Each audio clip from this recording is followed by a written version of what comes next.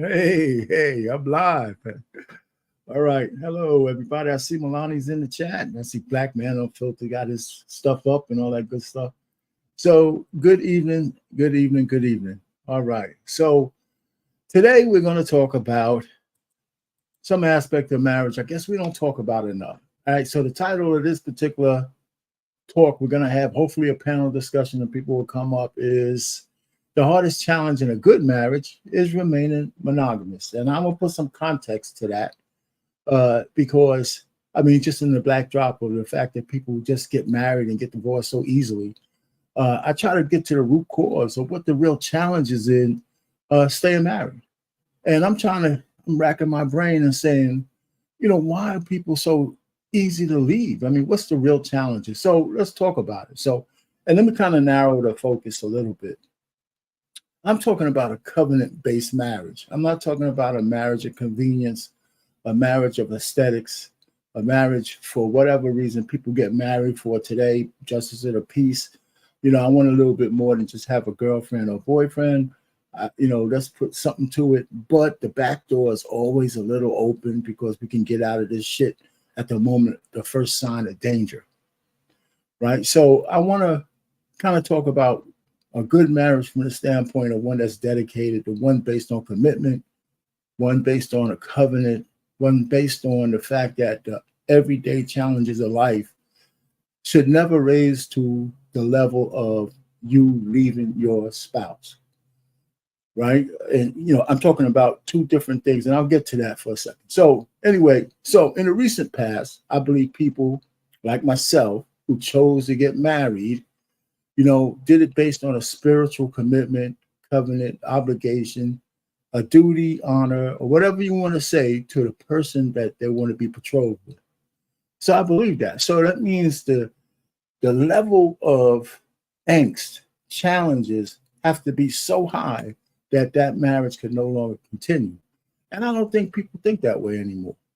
I think people who get married today look at aesthetics, they look at feelings, they're talking about convenience, things of that nature. I mean, at one point, there were ladies coming on TikTok and other places saying, listen, you know what?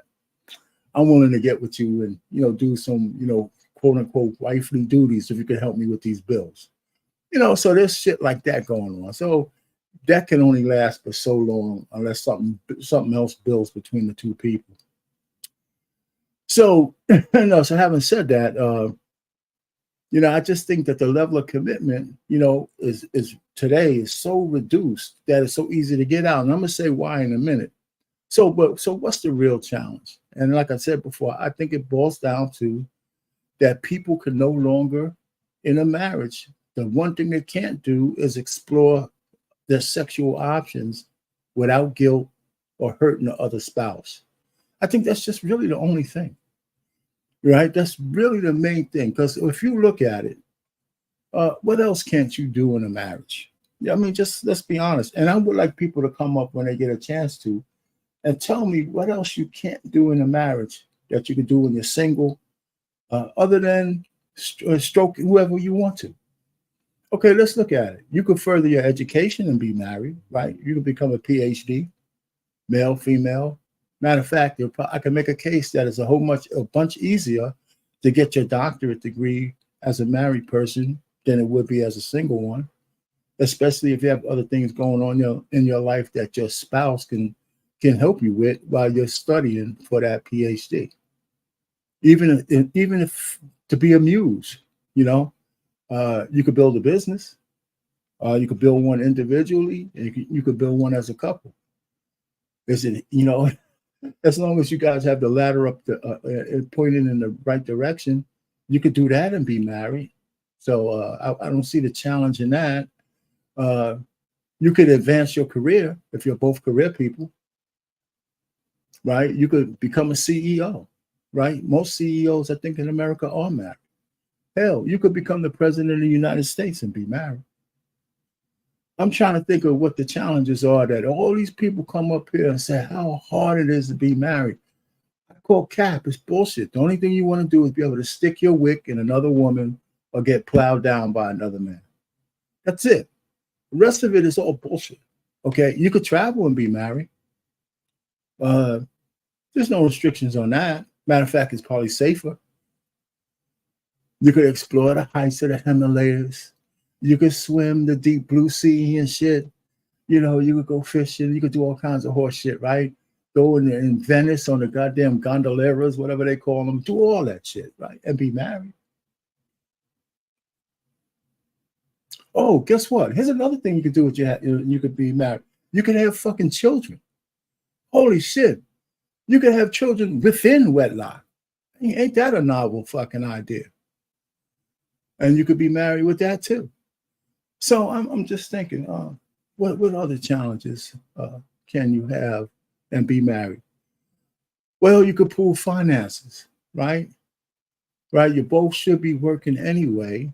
You both should be contributing to the betterment of your family and each other.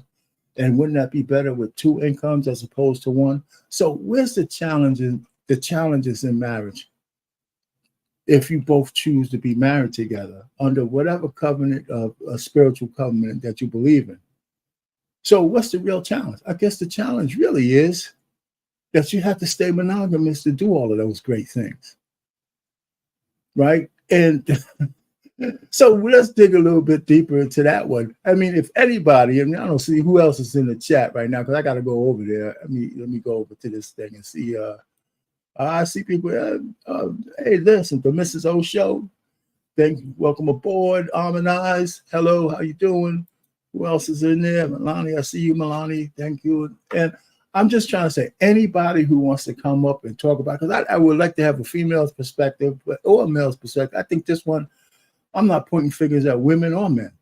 I just think that, and I'm gonna get to the two reasons why, the two challenges or the two reasons why marriages break up. One, I believe is cap, and the other one I can understand, and I'm gonna get to those. And so we'll talk about that. But anybody who wants to come up in the meantime before I show the first clip, feel free. I see you, Wife School Podcast. How you doing? All right. So, like I said, the real impediment is, I believe, people to marriage these days is people can't explore their other sexual partners without consequences. Everything else, I think you could work through. So I got two aspects. I got two kind of categories of challenges in marriage. One I call a challenge, and the other one I call a showstopper. So when I use the word challenge, I'm talking about disputes. A dispute in a marriage that you chose to have, a marriage that you chose to be with your partner or I said the curse word, with your spouse to the end of life. What kind of challenges should break that marriage? If you talk about a lack of finances, I mean, that's bullshit. If a man loses his job or if your wife loses her job, you're supposed to work through that until the other spouse gets well. And if it takes a month or it takes 2 years, it shouldn't be a time clock on that, especially if the person is really trying. And if they're not trying, then you have some other things you have to do besides counseling and all that.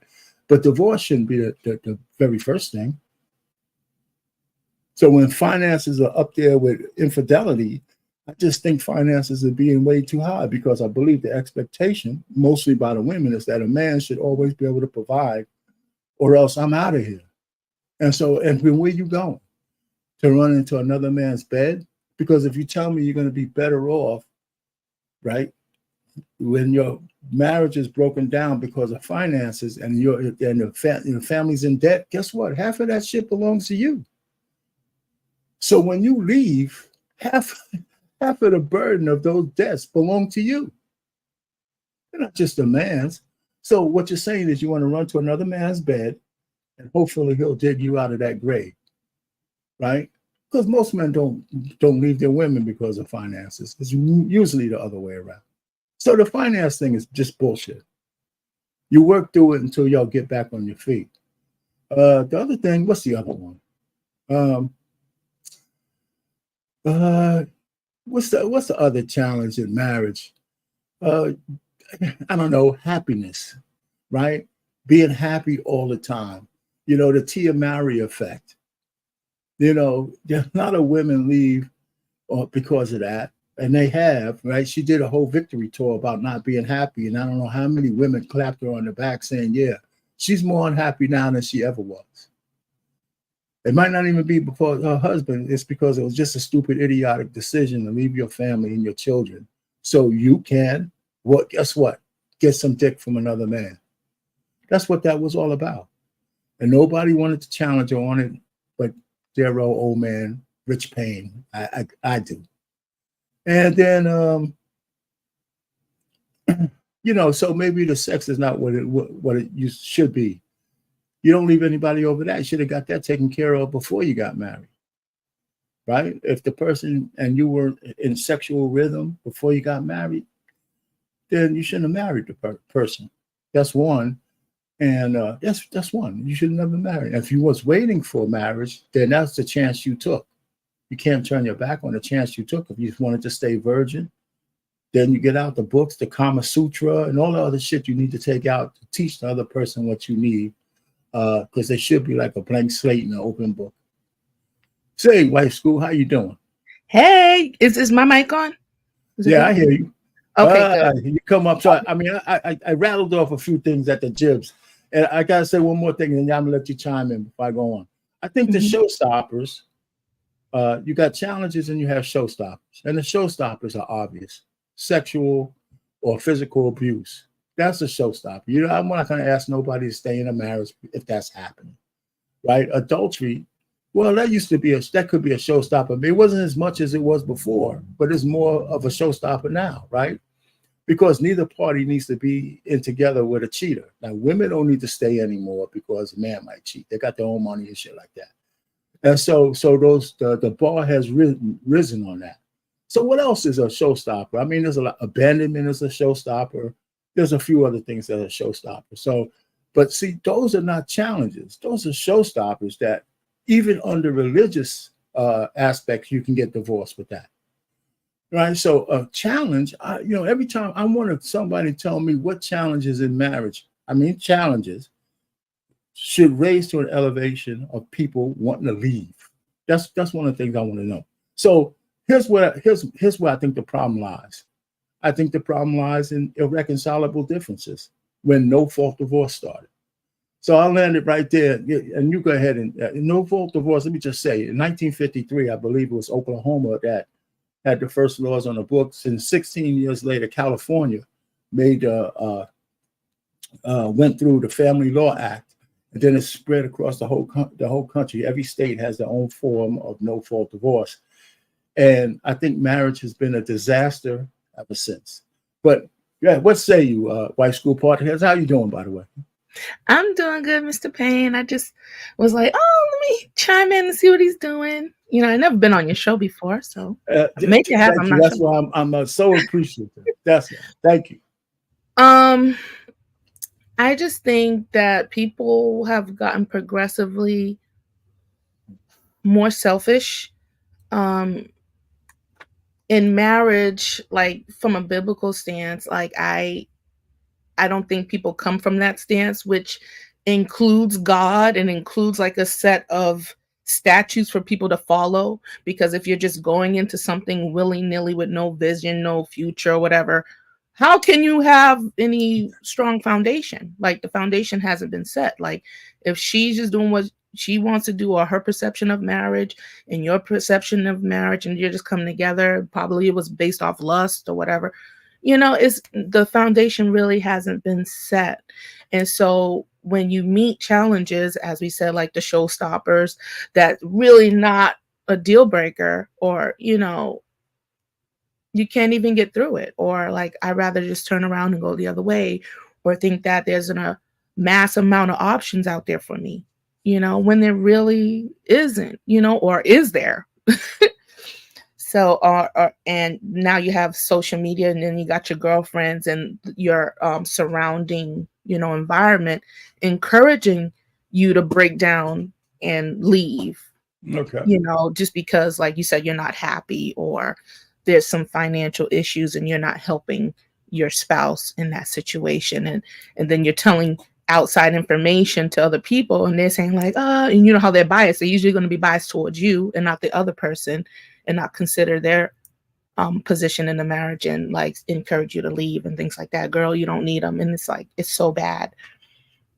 Right. I mean, when I saw Tia Mary, she did just for example, she did a show with what's that lady's name? Tamron Hall. Yeah. And so she was on, and I think a lot of people missed it because it was real quick. Well, she just before she got divorced, she said she talked to a friend, and all I said was, "There you go." That's that single lady in her ear telling her, you know what, you're Tia Mowry. What are you doing with this guy? Like, and people thought he was a bum just because the guy was a gainfully employed father, and everybody act like just because he didn't have the wealth or whatever money she had, he wasn't no good. I think it was crazy. But one of the things I want to get back to is the no fault divorce. I believe that we underestimate the the door that it opened, because every new law has unintended consequences. Now, nobody could deny that way back in the dinosaur days that maybe women stayed with men because they had to. But we're talking about in the recent last 50, 60, maybe 70 years. I don't believe that was that true, right? Because I'm 66 years old, right? And my father, my aunts, all of them were married. They all were married, and they all had jobs that they got pensions out of. They didn't have to stay with the men that they wanted to stay with. And they stayed till death did their part.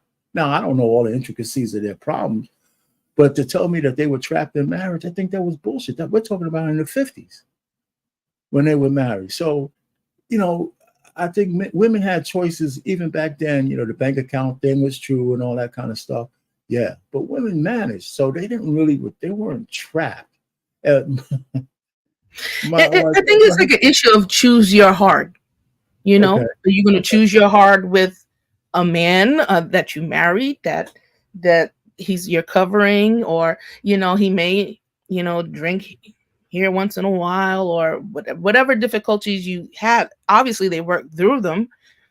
Choose your heart, or be by yourself where you don't have Yeah. as much Okay. money. So, You but gotta, even that, yeah, I'm sorry. Go ahead. oh But no, even that that, love. you're right. You're right, though. I agree with you. And I think even back then, they were deal breakers. If he was beating on you, that's a deal breaker. And you chose, if he was cheating on you and you chose to stay, nobody would blame you if you didn't. You know what I'm saying? The same thing with men. Uh, all I'm just trying to say is I think the men in the West, we don't get enough credit because the law of that got on the books of no fault divorce was absolutely beneficial to women. And I think that's what it was intended to do, give them a way out so they wouldn't be trapped. And Women or lighter pigmented women. well, listen, you know what? No, you're right. Because usually it starts over there and then trickles down No, to where the I'll give you that. But the point is that black women, let me tell you, that's what I think about. Don't segue. The second most coddled women in the world is black women. White women could be the first, but just you guys are at this close seconds. I don't want to hear it, man. And matter of fact, white women have been chastised. The only people nobody can say anything to is black women. Mm-hmm. You can say shit about white women and get away with it. Yes. Mm-hmm. So, Mm-hmm. I argue with my sister about this all the time. That's just miss me with all that shit, right? She's Right. a retired policewoman and she's living fat off the hog, and she keeps telling me how much of a victim she is. I said, what are you talking about? I said, what are you talking about? So anyway, that's a whole nother thing. Yeah, I know. Right? But the truth of the matter, the only point I'm gonna make, and I'm gonna shut up in a second, is that in the West, the men of the West have done a lot for the safety and security, and they used to, and hopefully the satisfaction of the women in the West. And you can say white women, but then we find out there's no way to satisfy women. We can't do it. We never get there. It's like a journey. But the fact is, the West is safe. The safest place for women is in the West. In the West, okay. I believe.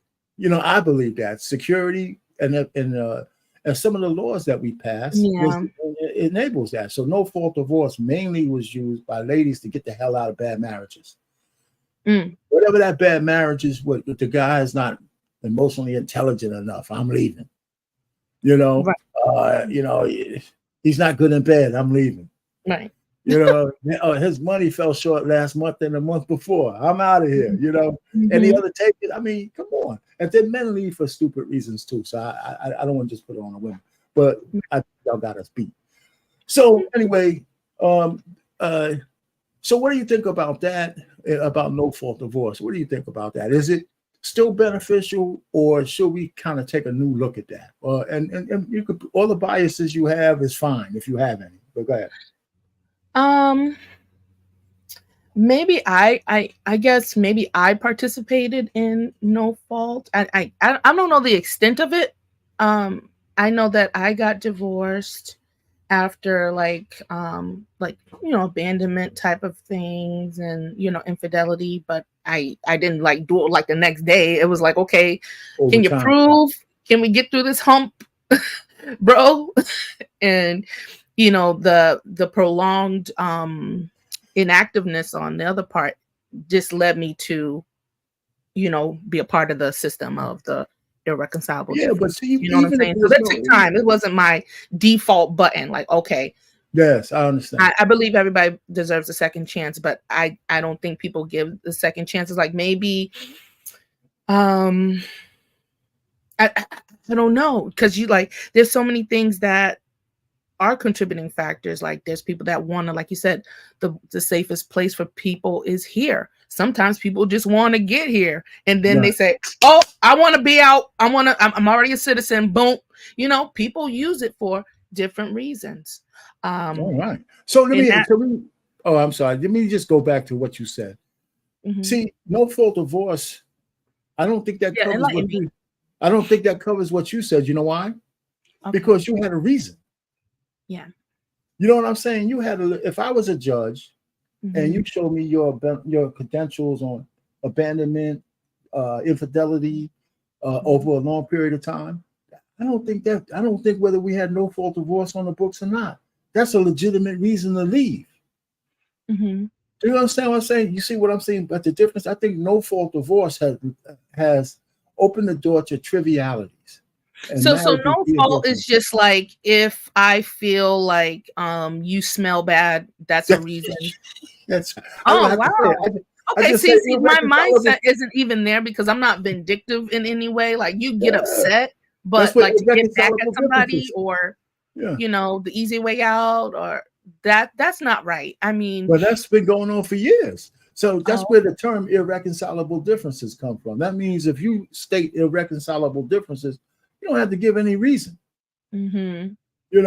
Somebody, black man, says, how do you prove infidelity? I mean, you can prove it. I mean, like, of course, like with diseases, if you ask the person, like, yes, behavioral changes, like I can be with our pain for 20 years, and then like a person, if you read about it, it's there. Like a person's patterns and habits will change when they are with somebody else.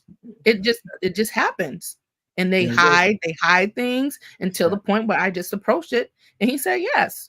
I was like, wow, this is crazy. Stupid. They got receipts in their pocket, lipstick on a goddamn collar, perfume and shit. Come on.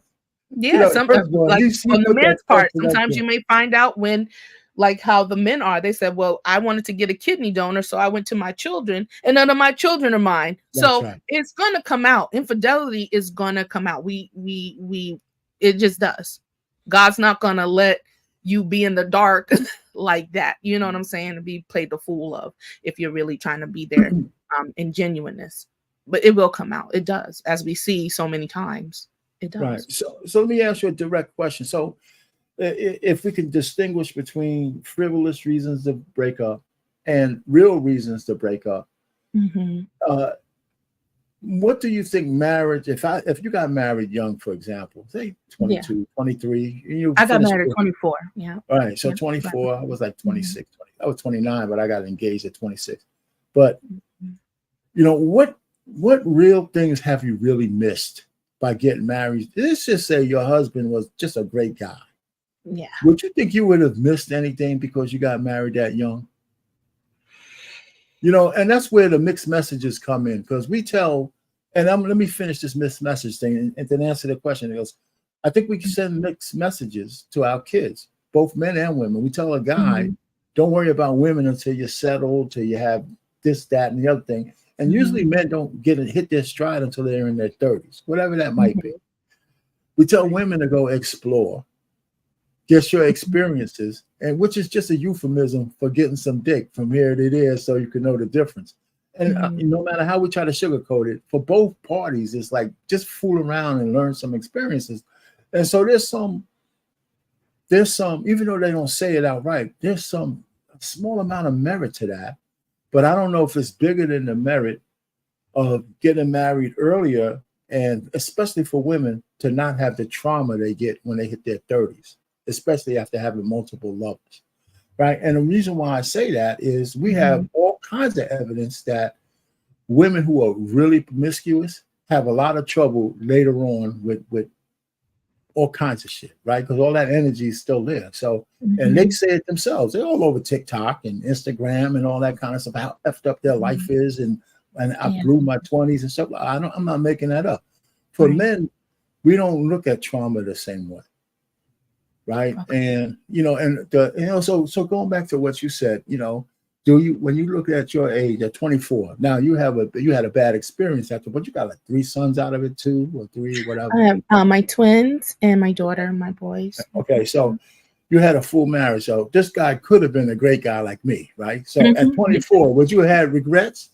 Let's just say, what if? Would you look back and say, damn, you know what? I'm in a happy marriage, but I got married at 24. What did I miss? Would you be saying that to yourself? Or do women say that to themselves? Or do men say that to themselves? No, I was ready. I was ready to transition. Even the man before my husband, I liked him as well. But he was just playing around, and I was ready. I already went to school. I already had me a job because I know you had to pay back them student loans. And okay, what else is for me to do? Okay, let's transition to the next part of my life. But the only thing that I say that is very important is to get a man that is capable of leading. Just don't snatch up and get married to somebody because you have an infatuation with them, or you lust after them, or they're 6 feet tall and got a 6-inch thing, and and that don't mean nothing. That don't mean nothing. If you can't pay the bill, that don't mean nothing. If he's inconsistent, I'm so sorry about that. And that was the case, and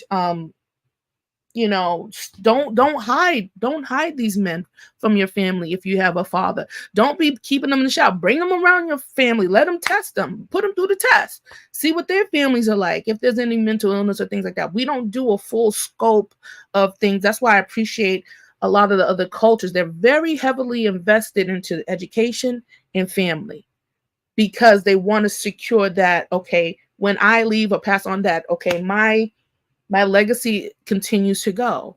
My culture, my traditions continue to go. Can carry on, not go, carry on. No, And the fact that we have so much brokenness in our families is kind of hard for a father to protect the girls. Like the girl has to protect her virtue, and the dad's there to protect it too. So now we're not going to let all the scallywags in and mess up things and have so much trauma that we do have, because now we're looking for love and we're laying down with these men that don't mean us no good, that don't have intentions for us, that are there for the wrong reasons. So it's a lot of factors. I think that I wish was a better foundation for transitioning into marriage. I just think it's just so broken that we just keep generating brokenness, and we don't know what real men look like because the inconsistent, a lot like the families are breaking down. Like you said, no fault. Okay, now our families are torn apart. So how can I really observe how a man interacts with a woman on a day-to-day basis, or how I'm supposed to interact with a man on a day-to-day basis? And then as soon as like you said, if I get the speed bumps, now I'm out because I don't know how to stay. I don't know how to navigate. Right. It's just so many factors. It's bad. Yeah, and it's like, hey, I'm looking at the chat. Hey, Trey Ferg and Mars and New Medic and Easy Money came through, and Lady Novoa, and hey, this is cool. And I know we have a few people in audio. I don't know who came on first, but I can't see it, but I know he clicked. It was quick. Who's back? Who's back there? Want to say something? Hey, Arsenal UK, what you got to say? Or if you're talking, I can't hear you. Arsenal UK, you back there on audio? Anybody else back there? You sure you're not on mute? All right. So we're having a little technical difficulty there, but just chime in if you get your mute on. So I haven't heard you. All right. So anybody else want to come up? That's fine. So listen, I got a clip that I wanted to play. And anybody out there, let's watch this first clip, because the clip is really about a lady talking about the anthropological reasons why monogamy is challenging to just regular humans. And us as just being subject to the laws of nature. And she says why. And we have two parts of it. We're going to play the first part right now. So stay tuned for this one. Go ahead, Black David. One and everybody else where they've already made an attachment. Yeah, it's interesting. I mean, I've studied adultery in 42 cultures around the world. And if you ask people why they're adulterous, they'll say, well, I wanted to supplement my marriage. I wanted to get caught and break up my marriage. I wanted to get caught and rebuild my marriage. I got bored when my partner was out of town. I wanted revenge. I wanted to solve a sex problem. I want people to laugh at my jokes. I feel entitled because I make much more money. I feel entitled because I'm higher status. I tend to work with people with my hands, and so I get into these things. If you ask people, there's a million, they'll all give you a different reason for why they are adulterous. But what's interesting to me is how many people are. Now, it's very difficult to know how many people are. The data goes back to the 1920s when about a third of men and about a quarter of women reported that they were adulterous. These days, it depends on how you phrase the question and who you ask. So it's very difficult to know. But what's remarkable is how many people end up being adulterous, even in places where you could get your head chopped off for it. Wow. So in spite of all the psychological reasons for adultery, I began to think to myself, well, what would be the evolutionary? Why is this adaptive? I mean, you fall in love, you have a family, you get a good job, you get good neighbors, you got a stability. Why would you jeopardize all that?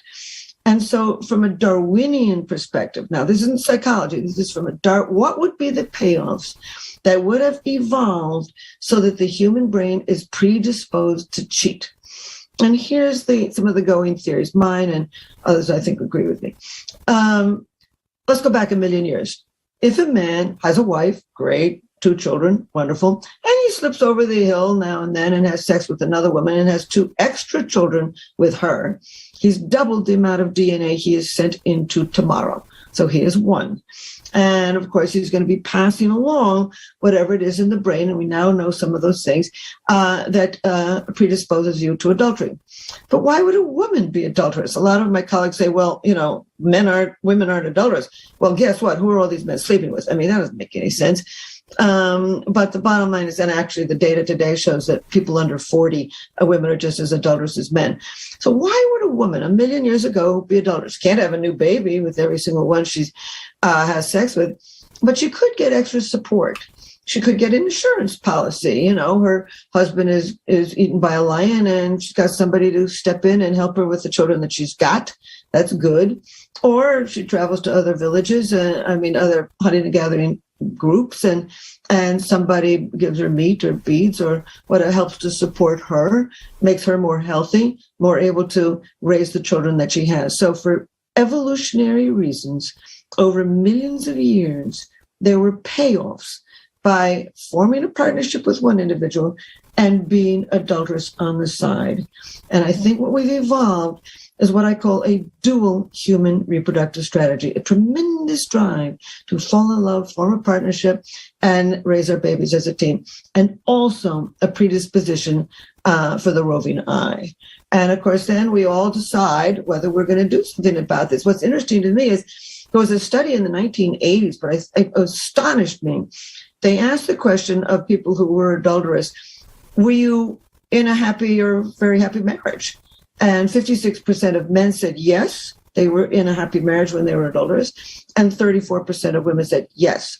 So this points to the fact that for millions of years, no matter what your psychology is, for millions of years, there were some payoffs for adultery. And in fact, for men, it's probably more babies. And for women, it's more resources for the babies they've got, leaving us with this tremendous drive for autonomy and also a tremendous drive to commit. And then each one of us faces this and it makes decisions. Right. So how do you, going you as a newlywed yourself, and anybody out there thinking about getting married is hoping, I think. Yeah. Okay, cool. All right. So that's the first part. So listen, she said a few things there, right? Did you have any observations that you want to? Thanks, Lady Novoa, for the super sticker. I appreciate that. And the Black Man Unfiltered appreciates that. That super sticker, $1.99. And thank you, Lady Novoa. So, what do you think about that? I know it was a lot to absorb, but off the top of your head, what do you think? I think what she's saying is like is cool from her observation. Me, I'm always gonna filter it through the lens of the Bible. We're in a fallen world, and we fell from the beginning. So it gives light to say, well, that's where it really started. She was saying that you're passing on within your seed and DNA the proclivity for adultery. It started in the garden when Eve looked somewhere else, when she partook in something else from an outside party. So therefore, it's still going on. It's within us, Okay. unless we address it or like I said, bring it underneath like a law, which kind of is, the Bible or God, like the other person that needs to be within the marriage to keep it on the straight and narrow because of the opportunities to look to the left, to look to the right, to want to be incentivized, like, okay, I might be getting a Birkin bag. Okay, I'll just do it this once, to fight that. You do have to make a conscious choice, even if you are happy, even if things are doing, going well and it's not that bad, you still have to make a conscious choice every day, despite those old feelings and thoughts that want to come back. Be like, hey, let me hit this point that she said that 50%, pretty much 50% of men who do cheat or commit adultery, they're in happy marriages. So they don't have the excuse that my wife did something. About 50% of the men, it's like 50-50, right? So that adage that a man could go, bust some cheeks and then come home and act like nothing happened. That's like 50-50. They said with women, though, only 37% of women could actually do that same thing. Go out, have a lover, then come home and treat her husband like a king, right? She says 75% of such will have some issue in the marriage that they want to go and get whatever comfort from outside. And I would presume those women can't be, they can't front that well when they come back home to their men. They either cutting them off or whatever, because now they're moving on. So I just think that I think her point is that has some basis in anthropology as opposed to spirituality. There's something about our nature. How's it different? Huh? I said, how is it different? Well, I think anthropology is made as a replacement to spirituality because we want to factualize everything. You know what I'm saying? We disregard the spiritual aspect of it, and that's why I can appreciate it. But it's just so similar. You just can't refute it. And then when people try to get on these panels and rationalize these things, you just can't. Because let me ask you a question though on that point though. Do you think she's trying to rationalize bad behavior, or she's trying to give an alternative view that as human beings, even though we have some high level cognitive abilities and spirituality, that we're still subject to the laws of nature?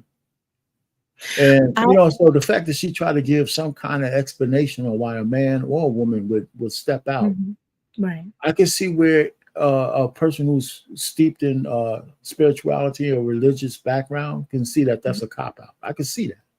Mhm. But it depends on the motivation of the scientist, quote unquote, who's saying it, right? I You know what appreciated I'm what saying? she said. Yeah. Yeah. I mean, okay, I would say it's probably not a cop out for a person that probably isn't spiritual, but is trying to give a rationale Yeah, to that's why what I'm we saying. would. I Yeah. wouldn't discount that at all. I can appreciate that because I know everybody doesn't, believe in God like that. So just to see how it lines up with it is just amazing, because of the opportunity that is present. It's like a temptation. So it's not so much of you know what I'm saying? That's where the aspect of temptation comes Okay. in your own imagination, and these things that come from within, and desires that you have to overcome yourself, because when you go out and make the decision, it's usually your decision and your choice. You may think, oh, he left me because I'm fat or whatever. No, but it was his choice to do that still at the end of the day. No, that's true. No matter how you It's slice it, it's still a choice to step yeah. out. And So let me ask you this though. mhm, And when she talks about payoffs, right? right, She talks about payoffs, and if we take the morality out of it, right, I know that there's some men, and we all know about the man who had the wife in one street in the neighborhood, and then like three blocks over, he had a whole new family. And as despicable as that is, some men actually have the Nick Cannon effect. That they want to make sure that their seed lives long past them. I mean, some right, men are like that. And I think that some women with the dual mating strategy, the fact that we have such a high paternity fraud rate, is that there are some women who will be married to men for mhm, subsistence and what I mean, provisions and right, the security that he provides, but they don't want to pass on his seed, so they'll have the guy down the block or wherever, bump it out during the ovulation period. And he looks enough like the husband. And my husband's too dog shit stupid to realize these kids ain't his. And so he's raising another man's kid because she feels that she'd rather have mhm, another man's seed, even though another man's paying for it. Now, they say that paternity fraud is almost 30% within mm, a marriage. Now, people dispute that number, but it's a high ass number. right. And somebody else. Is that you, Arsenal? You there? You there? If you are, you good. I hear echo. So You have to You have turn to off turn off the YouTube. yeah, you gotta turn. If you got YouTube playing, you gotta turn that off and then speak, because we still can't hear you.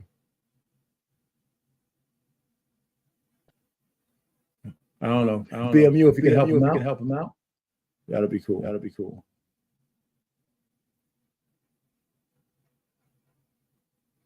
All right. So just on that point that I had made there, I don't know. So I just think that again, that we got all these forces. We got the modern forces out there with the way we live together, men and women. The fact that we have marriages for aesthetics and marriages for convenience and marriages for anything other than the covenant that's meant with God, right? So a lot of those marriages out there. They conflate challenges with real showstoppers. When I say challenges, shit that you should be able to get over because you committed to a person. With showstoppers where nobody should be asked to stay in a marriage that's harmful. And they conflate that, right? And so now with no fault divorce, for any reason, you can get out of a marriage. So I'm saying, well, why people should just not get married if they can't make Absolutely. right? That's what I'm saying. I think half the marriage problems we have is that people are marrying people they shouldn't marry at all. Right. Absolutely. But half those numbers will be a whole lot lower if people only got married because they wanted a full commitment and they meant the vows, right? So I mean, I don't know, man. It's just crazy. I mean, but that's what I'm trying to say. So when I say that in a real marriage, the only real challenge you have that I see, other than the showstoppers, are being faithful to your spouse, right? Because if you're naturally attracted to other people, right? If you're naturally attracted, you have to make the choice not to cheat, and you got to make that choice so that whole adage, I need to get it out of my system, right? You hear men say that, and you hear women say that, but I think the ramifications for both are different. Now, let me ask you this though, White School. Most women in marriage would prefer a man with some experience, right? Do you agree with that? I know you're over here typing, right? Yeah, when you finish. I'm responding in the chat. It's hard, Yeah, no, that's cool. I need you to do that. Okay. Do I want experience? Well, no, that's the first part. Okay, so that's the first part. I would say. Okay, let me say what I think. I think women prefer men with some experience, but men. Go ahead, say what you're gonna say. Then I'll say. How can you say like, "Oh, I want a man with experience"? Like, I don't know. Like, if you've never been sexual in that manner, how can you come out and say, "I want a man with experience"? When you just want men with experience. Who, me? Yeah, I mean, you're not you personally, but you don't think women in general want men with experience sexually? I want a man with experience that know how to pay some bills and be consistent and like, what I'm saying? Okay, we can learn some stuff. Like you said, we can we can buy the books later, but can we like sustain this thing? Like, okay, we can do some fun stuff here and there, but I don't know. I mean, it'd be nice. I mean, it's a blessing that, if a person, if you happen to get a partner that knows how to put it down, that's nice, but I don't know. It could be detrimental too, because I talked to a young man. Now he has money, so now he got the thing with the thing, and now he got money. So now he feel like he got options. Like I need to make more money, so I need to have some more sex. I don't know. That's what he told me. I'm like, okay, you're a little bit too crazy, so I wouldn't want to deal with you. Okay, listen, I hear you. I know. See, we could go in a lot of directions. I'm just saying that I just think that. And the opposite of that is most men, first of all, men need to take more credit. Men in the West, we're no longer looking for virgins, right? Because we're not going to find them. So we don't mind our women have had some experiences. We just don't want them to be 3 or 4. Yeah. Right. So, absolutely. but the fact is, we don't want them to have so much experience that they lose their virtue, right? So that's another thing. Yeah. So, but I don't think women have that same mindset about a man. Because I just think that the opposite is the traumas that women go through with many sexual partners. Men don't have that same kind of trauma. We don't carry that shit to our wives. We might have some shortfalls in how good of a husband we might be, but we don't carry that trauma and tell that woman to fix me. Like women be telling men to fix them. Man, we can't do that when you got all that trauma in you. So I think that's the difference. So, but that does make lend some credence to people getting married a little later. And the lady in the clip will say this, that if you get married later, let's just say both people are in their 30s and have some experiences in their 20s, since they got those experiences, they don't have the fear of missing out anymore. So there's something to be said about that. Right? But there's so much more to life than just sex and penis sizes. If you never experienced it, then then you're not missing out on anything. You know what I'm saying? But if you experienced it, now you develop the preference. So now you're putting yourself in even more danger, because if that person imprinted on you, you messed up. Okay. That's the way to look at it. So, but BM, you up here. Black Dave, you have something to say? What? Or you just up here? We have the audio problem with you. I got something to say because come on, let me know audio problem right now. Can you hear me? Can you hear me loud and clear? Don't play that game. When you loud and clear. I don't know if I want to say loud and clear, but go ahead. Whatever. When you mentioned certain people should not be married, the first thing came to my mind is you're asking for arranged marriage, whereby people are vetted before they get married. Meaning, you don't just let anybody marry your daughter. You don't just let anybody marry your son, because that's something other culture have put into place. Because, like you just said, certain people should not get married. Some people should not be having kids in the first place. But when you find a system intact that it prevents your young generation from getting to that particular mess, sometimes that is needed. Meaning, let's say BMU's son, right? He have a bunch of suitors, so to speak, for his son. Not just him alone is who, quote unquote, look into the situation as we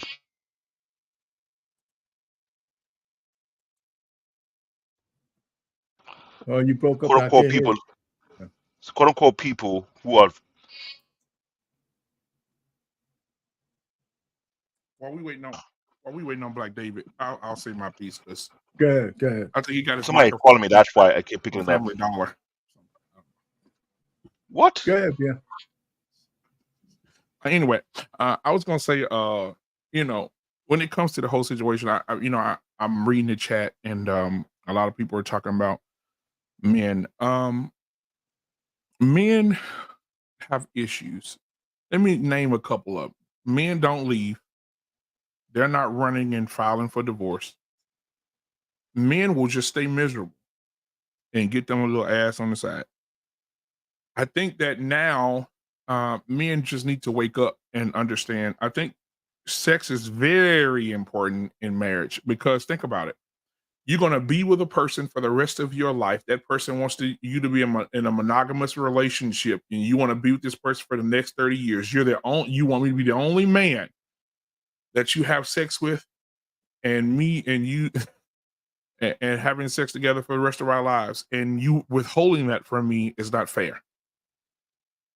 It's selfish.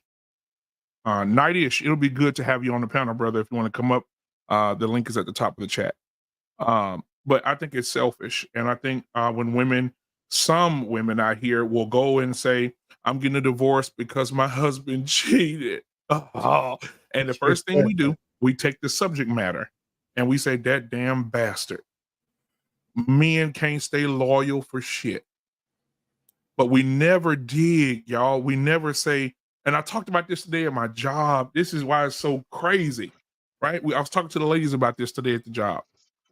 Men, when I asked the lady at my job today, and it was a white lady in there, and a couple of black girls, a Hispanic girl, she was in there, and we were talking. When did the last time you just ask your spouse, your husband, when was the last time you dined in his safe place? Is it okay? Can your husband come home and lay on the couch and put his head on your lap and fall asleep knowing that he's gonna be okay? Can he come home and wrap his arms around you and pick you up and after the world and beat the shit out of him all day? Can he come home and do that? Most divorces, if you go and sit, this is why we need to have both. There's his truth, her truth, and the truth. I think that both parties need to be talked to. When you hear a woman say, "I got a divorce," you need to hear from the husband too. Because I guarantee you a majority of those men are going to say, "I didn't have a safe space. I didn't have a place to call my own within this woman. I married this woman on the merit that she would make love to me, be with me, give me children, be the face of this family, the anchor and the nurturer of my children. And she has not kept her end of the bargain." And the thing about a man is, it will allow a woman to make a copy of the key that his wife has if she forget how to take care of him. And you know how that happens is at the workplace, a young lady passes by and say, "You're handsome. Oh my God, you smell nice. Wow, you smell amazing. What is that you have on?" "Oh, that's Savage, baby. Oh my God, that smells amazing." 2 days later, "Wow, you look amazing. That's a nice shirt you have on. You're so handsome. Wow." And then you go home and you walk in the door and your woman can't even speak to you. Or if she do speak to you, it's dry. "Hey, when's the last time I'm asking these women, when's the last time when you got that divorce, when the last time he came home and you said, 'Hey baby, how was your day? Come and sit and talk to me for a minute. I got you something to eat. Would you like to go out to have dinner? Or would you like to stay at home tonight?'" A lot of men don't say it. That's the two things we don't do. We don't say it. We don't express ourselves because we're taught and programmed to shut up, don't speak, don't say nothing, go to work. Because if you don't, your homeboy's gonna clown you. for being expressive to your woman. Your woman gonna not respect you if you are expressive to your woman. And there are wives out there that say, hey, don't come to me with that. I don't want to hear that shit. In their heads, some of them. That's the respectful ones. Oh my God, I lost all respect for this nigga. I know this nigga not coming Only in the to with that. US. You know what I'm saying? And a lot of men deal with that. And so when those divorces happen, I guarantee the majority of those divorces, they've lost their safe place with their woman and they found it somewhere else. And I land my plane there. Is that something that you can address with her instead of just finding a place? Like this is what I'm saying. Like yes, you can. you address the lady that said, No, "Oh, that's Savage, baby." Like, why don't you say, "Hey, you know, this lady at work that's the problem. complimented me." So what's the Come what? on Why here. can't no? You don't do it Why that can't way, you right say, there. "Hey"? Why can't you put her on the chopping block? Say, "Hey, this lady at work complimented me today, and I come home and I don't get nothing from you." Is that worth something that you should bring up to the person? Because isn't that your responsibility to make sure that she, is aware in some sense? You know what's amazing? That women, our women, I'm talking about our women, I'm talking about no other culture of women but our women. It's amazing that our women have intuition when their man is cheating, but they don't have intuition when their man not happy. Right. You see what I'm saying? So they'll have a feeling, oh girl, I feel that motherfucker cheating on me. He fucking somebody. But I never heard a woman say, oh girl, my man not happy. I gotta find out a way to make that man happy. He come in every day. I'm looking at his body language. Fair. Right? Women have intuition. They have this selective intuition. But intuition is only meant, I think, is when there's a threat. You understand? So if you're coming home and playing it off and just being miserable and sitting down on your Xbox, I don't feel that there's no threat. I don't feel like there's nothing really there. So my intuition will spike when I know that there is a threat. There's something that from the outside has intervened. From the outside has intervened with the spiritual connection that we do have. That's when your intuition goes on. But before that happens, it's both of you guys' job to communicate if there's any deficiencies happening. Let me say this, White School. Let me say this, White School. Before you go, let me say mature. BMU, before you go, let me just say this. If a man's in tune to his woman, right, and she goes afoul, I would agree with the first part of what you said, right? Because I know in my own life, and I know we don't want to go anecdotal, I did not allow my wife to drift. I didn't. If I felt some shit was going awry, man, I handled it. Thank you. Whatever the consequence was, I said, listen, so I think where men go wrong, we let shit drift too long, even though, because we, like BMU said, we will live lives of quiet desperation, not to upset the apple cart.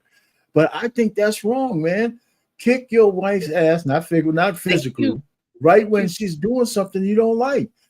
And just and go from there and just be knowing how to do it. When I have shit with my wife, I said, listen, we can't go on this way. I can't just because we have kids, you can't shut down. All kinds of different things. And it's not a lot, but just those corrections and talk. I mean, I don't even like to talk to where we are today because it sounds too much like a fairy tale. It sounds too much like every single day we are touching each other one way, shape, form, or fashion. And we don't like to go to sleep unless we have those moments.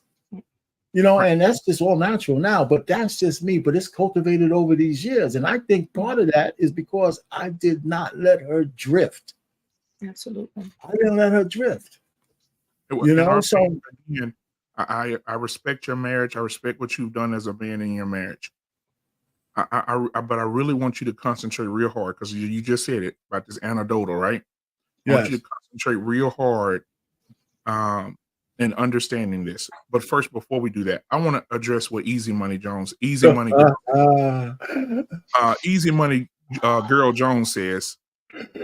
We never talk about how men doesn't express himself to his woman, forgets her birthday, doesn't get her flowers. We never talk about that, right? Dude, listen to me. Mother's Day is the number 2 holiday in the year. That's just one day. No, I understand. I understand. What? But that one day makes billions of dollars. Now, Father's Day, hold on. Father's Day is coming up Sunday. I'm going to do a show because I want to prove to these women how entitled they are. Father's Day, it's going to be $100 million spent on fathers. Mother's Day, $14 billion holiday. Well, you should. That's an irrelevant case because, according to you guys, you're simple. All I need is a hot dog and a thong, and I'm good. You know, not saying that to give you those things, but you guys overstate all the time that we're simple. So, if I ask, or I found in my experience, like I say, "Hey, Dad, what do you want?" Or, "Hey, you don't have to give me nothing." I always hear that too. You don't have to give me nothing. You know why he said that? You know why he said that? Because of that. It's just because that's how you guys are. And I accept that. But I'm gonna tell you something. Okay. Hold on. A lot of men don't say. Let me tell you why. Let me try to help you here. When it comes to Father's Day and men say they don't want nothing, they don't want nothing because half the time the people that get them something, getting them what they want them to have instead of giving the man what he wants. That's right. That's the first thing. Let's just start there. The second thing is that I'm under the understanding for my let's take my wife for instance. I'll go and go like Mr. Payne did. When I sit down all year, no matter what the holiday, it could be anniversary, it could be birthday, it could be Mother's Day, it could be any day, just a calls day. I sit around and I listen. And I'll pass by the room and I hear her on the phone with her sister. Girl, do you know that Maxwell gonna be in town for September, girl? Oh, girl, you know I love some Maxwell. I'm going buy the Maxwell tickets. Oh, girl, man, you know what? I've always want. If I hear her talking, I can hear it on Mama's house. Girl, you know I always want to go to Jamaica. Trip to Jamaica, September. That's good. I don't. My woman, and it should be that in reverse. My woman shouldn't have to come and ask me, baby, what you want. You should pay it. If you have to ask your man what he want, you are not in tune with him, and you don't pay enough attention to him because that man will tell you every day what he want without opening his mouth. Oh, that's kind of weird there, but. No, okay, but hold on. But you took up the signs and cues because you heard what she said. Now, how am I supposed to know what you want if I can't hear what you're saying? You got to tell me too. I got some holes in these sneakers. No, just watch your you know. Just how do you guys communicate what you want? Like, what do you want this year, BMU, so that we're talking and your wife can hear this year what you want to get? What do you want? All you gotta do, Wife School Podcast, is watch your man. I had to tell my sister-in-law this about my brother. I said, I can tell you, well, how is it that my brother and you stay in Houston, and I see y'all every quarter, and I can tell you more what my brother wants than you can, and he don't tell me what he wants. All you gotta do is watch him. My brother likes jet skis. Why you can go rent a jet ski for the day and let that man get on that jet ski and have him a ball? He likes jet skis. Definitely. You know this. Why are you? If you know the man love to cook, and the man love grills, why you can't go get the man a green egg grill? You know he like it. He looking at the damn commercials on TV every time you see him. He's like, damn, that green egg nice. Hey, let me add some real quick. My wife bought me a smoker, right? Because she knows I like to cook, right? I didn't ask her for it. She bought a smoker. I put something on Facebook. I said I was only joking. I says, my marriage was on the rocks until my wife bought me this smoker, and now everything is a lot better now. And it was a joke. But I'm saying she didn't ask me, but she know I like the grill, and she bought that smoker. I said, man, this is fantastic. Now I'm cooking meals all the time and shit, man. I'm on the second smoker now. But she didn't ask me. She just did it. She bought me a lazy boy chair too, and I got mad. I got mad at her for that. I said, the last thing I need is a chair that puts me in the L for loser position, and I'm sleeping in that son of a bitch. Every time I go, I pass out every time I sit in that goddamn chair. Wasting time. Bro, So, is it a hit or miss, or what? Like, is it? I appreciate it. I appreciate not a hit or miss. Right, there are women out there right now. I'm telling you. Okay. I hate to do this, but there are women out there right now who their husbands don't have to speak. That's right. And they know what they want because they watch their husband behave when they're in the store and they pass by a gun. Watch this. They pass by a gun at Academy or go to a gun store, go to the gun range, look at their gun. Their wife said, you like that 45. Okay. Right? Or he looking at, or he watching the basketball game and he say, damn, them shoes Kyrie got on nice. What kind of shoes are those? Okay. Right? You have to pay. Every day that man's going to speak into what he wants. He's going to act. He's going to move. He's going to see something. You can see his reaction in the store to something. You be like, damn, oh, he like that shit. Right? And I'm telling you, it happened to me. I'm going to take, listen, when I first started this podcast and I was back here, I was using a damn cell phone and a tablet and I had a camera and all this for my birthday. I walked in my man cave. There was a fucking PC, a board, a microphone. I said, damn. Couldn't believe it. So my dad was like, damn. I said, she said, boy, I saw how you was looking in that store when we passed by them damn soundboards. Yeah, put up Mrs. O. Put up Mrs. O show. That was she just put there. Yeah. Hold on a second. Black David, take care of that. I gotta go. I gotta go take this call real quick.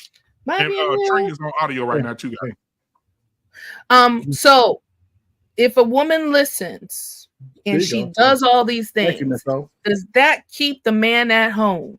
And that's the big question. Well, that depends on the man. But Black Dave, what you got to say, man? You've been up here. What you got to say? Well, I was trying to say earlier about preventing unwanted people being married, about having a arranged marriage. What I mentioned before, given that that would BMU, we have the man in his family who will vet the woman who want to marry his son. First, that will be done first. The second one is to have the women who have been wives longer enough to understand what the wife materially is to interview that wife. Because I remember Anton said the same exact thing. Everyone go through the system before they marry the son or the daughter in the family. Therefore, you prevent certain people from marrying into your family. Right. But in today's society, we just willingly you test drive.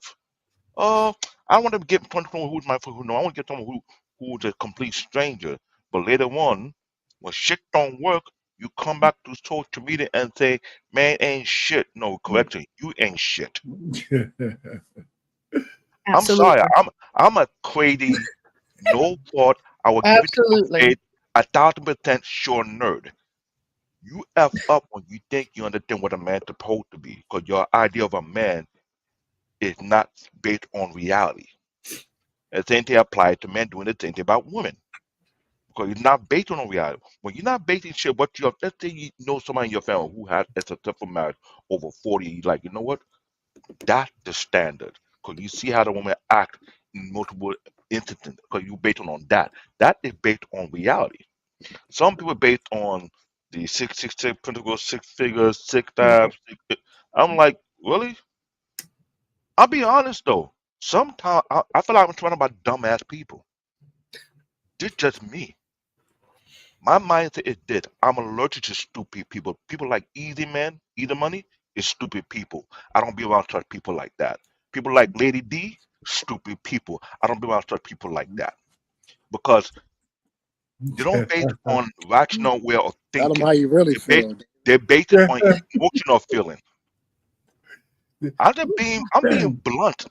Being in this country for more than 30 to 40 years, I've seen enough stupidity to the point whereby I'd rather be far away from stupid people with stupid ideology. That means I fell on their forehead, they were drinking chlorine while I was in high school, they smoked too much weed, they burned a couple of their brain cells, don't know how to think straight.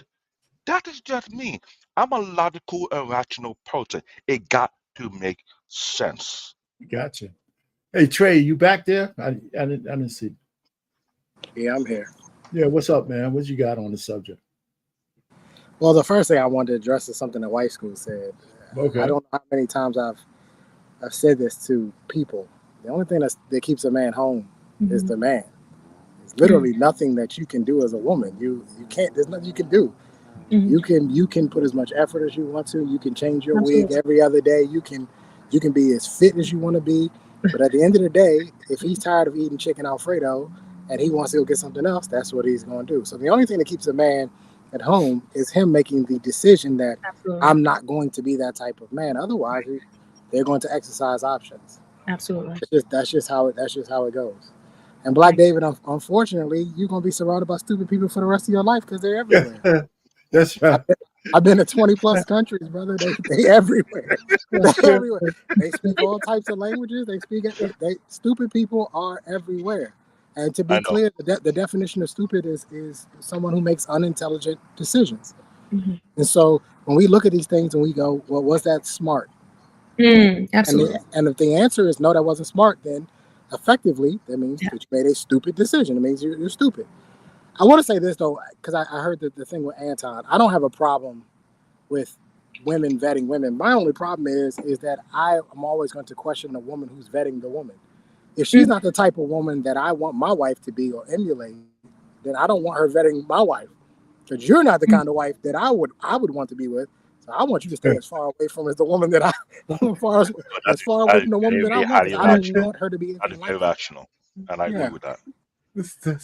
You know we what? don't saying that. We don't saying that because what Anton was referring to, he made people with a quality from a different pedigree.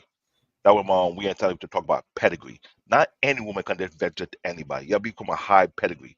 I don't talk about all looks and everything. Talk about demeanor, character, substance.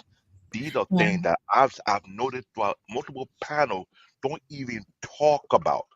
So when I hear something like Easy Man talk about, a lot of men don't do this, but X, Y, and Z. But last I checked, scripturally speaking, what the woman's job to pay attention to the husband, not the man's job to pay attention to the woman, right? But in most cases, most husbands, rational husbands, pay attention to what the woman is doing and how they feel, and they try to best to address such issue in most cases. But for some apparent reason, there's an ideology that's been put out for the past couple of decades, whereby man put to be psychic. Bullshit. I'm sorry.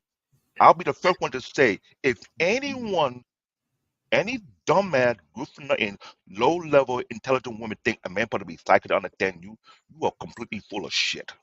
And then some. Because that was the same thing how the man should think about you. You better know how they feel and be psychic. But in most cases, they don't. That happy wife, happy life is completely false. I never follow it.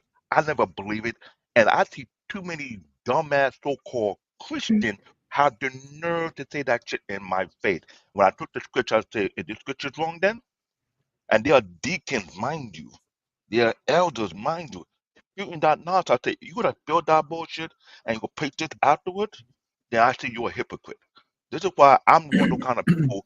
I don't care who you are, what your status is. I will be with you logically speaking and rationally speaking. There's no such shit as happy wife, happy life. Right. If she's not under the program, she is completely full of shit. All And right. I said it. I agree If with you you. don't Man. like it, come to New York City. I'll pay your bus ride to go to any bridge and jump off. That's That was you're so aggressive. mean. This is the real me. I'm Read the kind my of person, mind train. I don't have the patience for nonsense. I really And don't. so Black David, I want to hit that next that second part of the video. But anybody out there, if you haven't hit that like button, please hit the like button. Hit the like button. It's at the beginning. I should like button. They Let's won't finish cheat, the that their second partner part. won't cheat. How do you try to tamp down those biological instincts, needs, histories? Well, I think a lot of people have already, these days, because they're marrying so much later, they've already gone through all that. That's another beauty of marrying so much later. They've learned, what they're really looking for, and they've found it. In fact, adultery has decreased since their farming background, because in the past you couldn't divorce. And so men particularly would have a wife at home and then have another woman in the village because they couldn't divorce. These days, a woman won't put up with that. And so, they will divorce instead. They have the resources to do that, and will go on and find somebody that they can trust.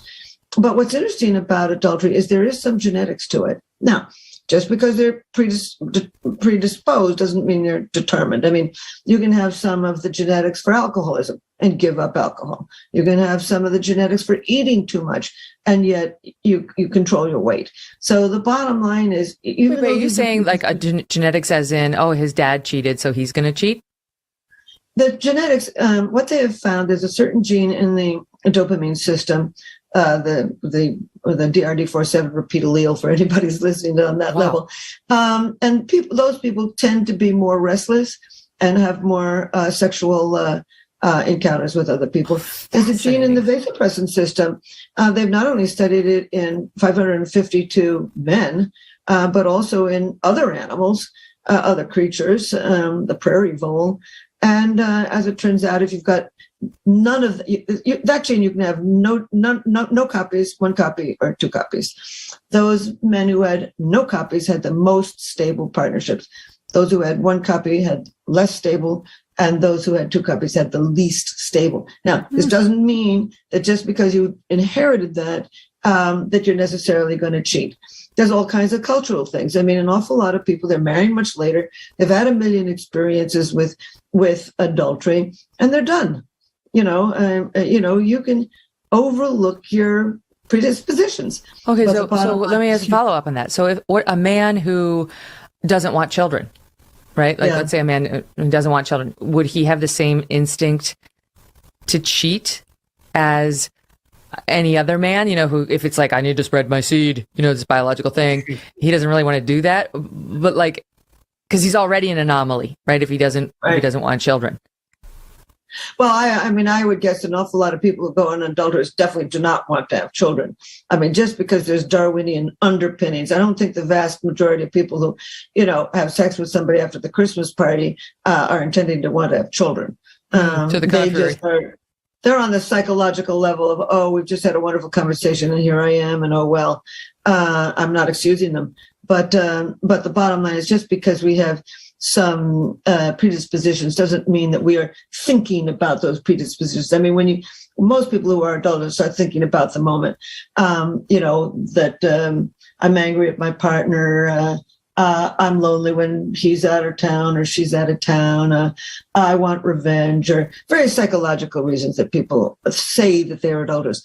But what the issue is, so many people are adulterous in so many different cultures that there's got to have been, for millions of years, some Darwinian payoffs. But I don't think that people are thinking of those Darwinian payoffs as they're, hopping into the.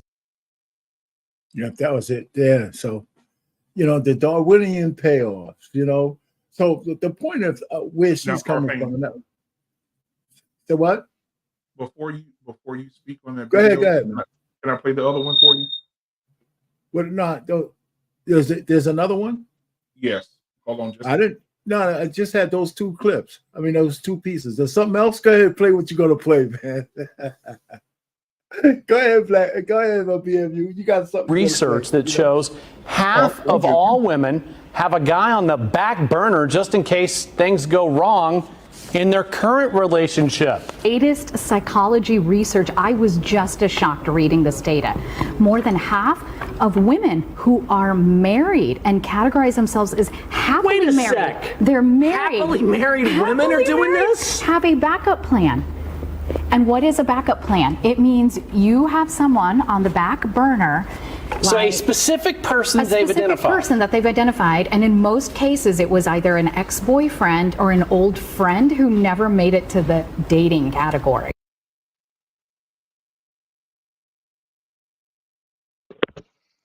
Interesting. Well, hold on now. That also kind of plays in what the lady said. I mean, I'm not surprised by that. I mean, I was one of the. Me neither.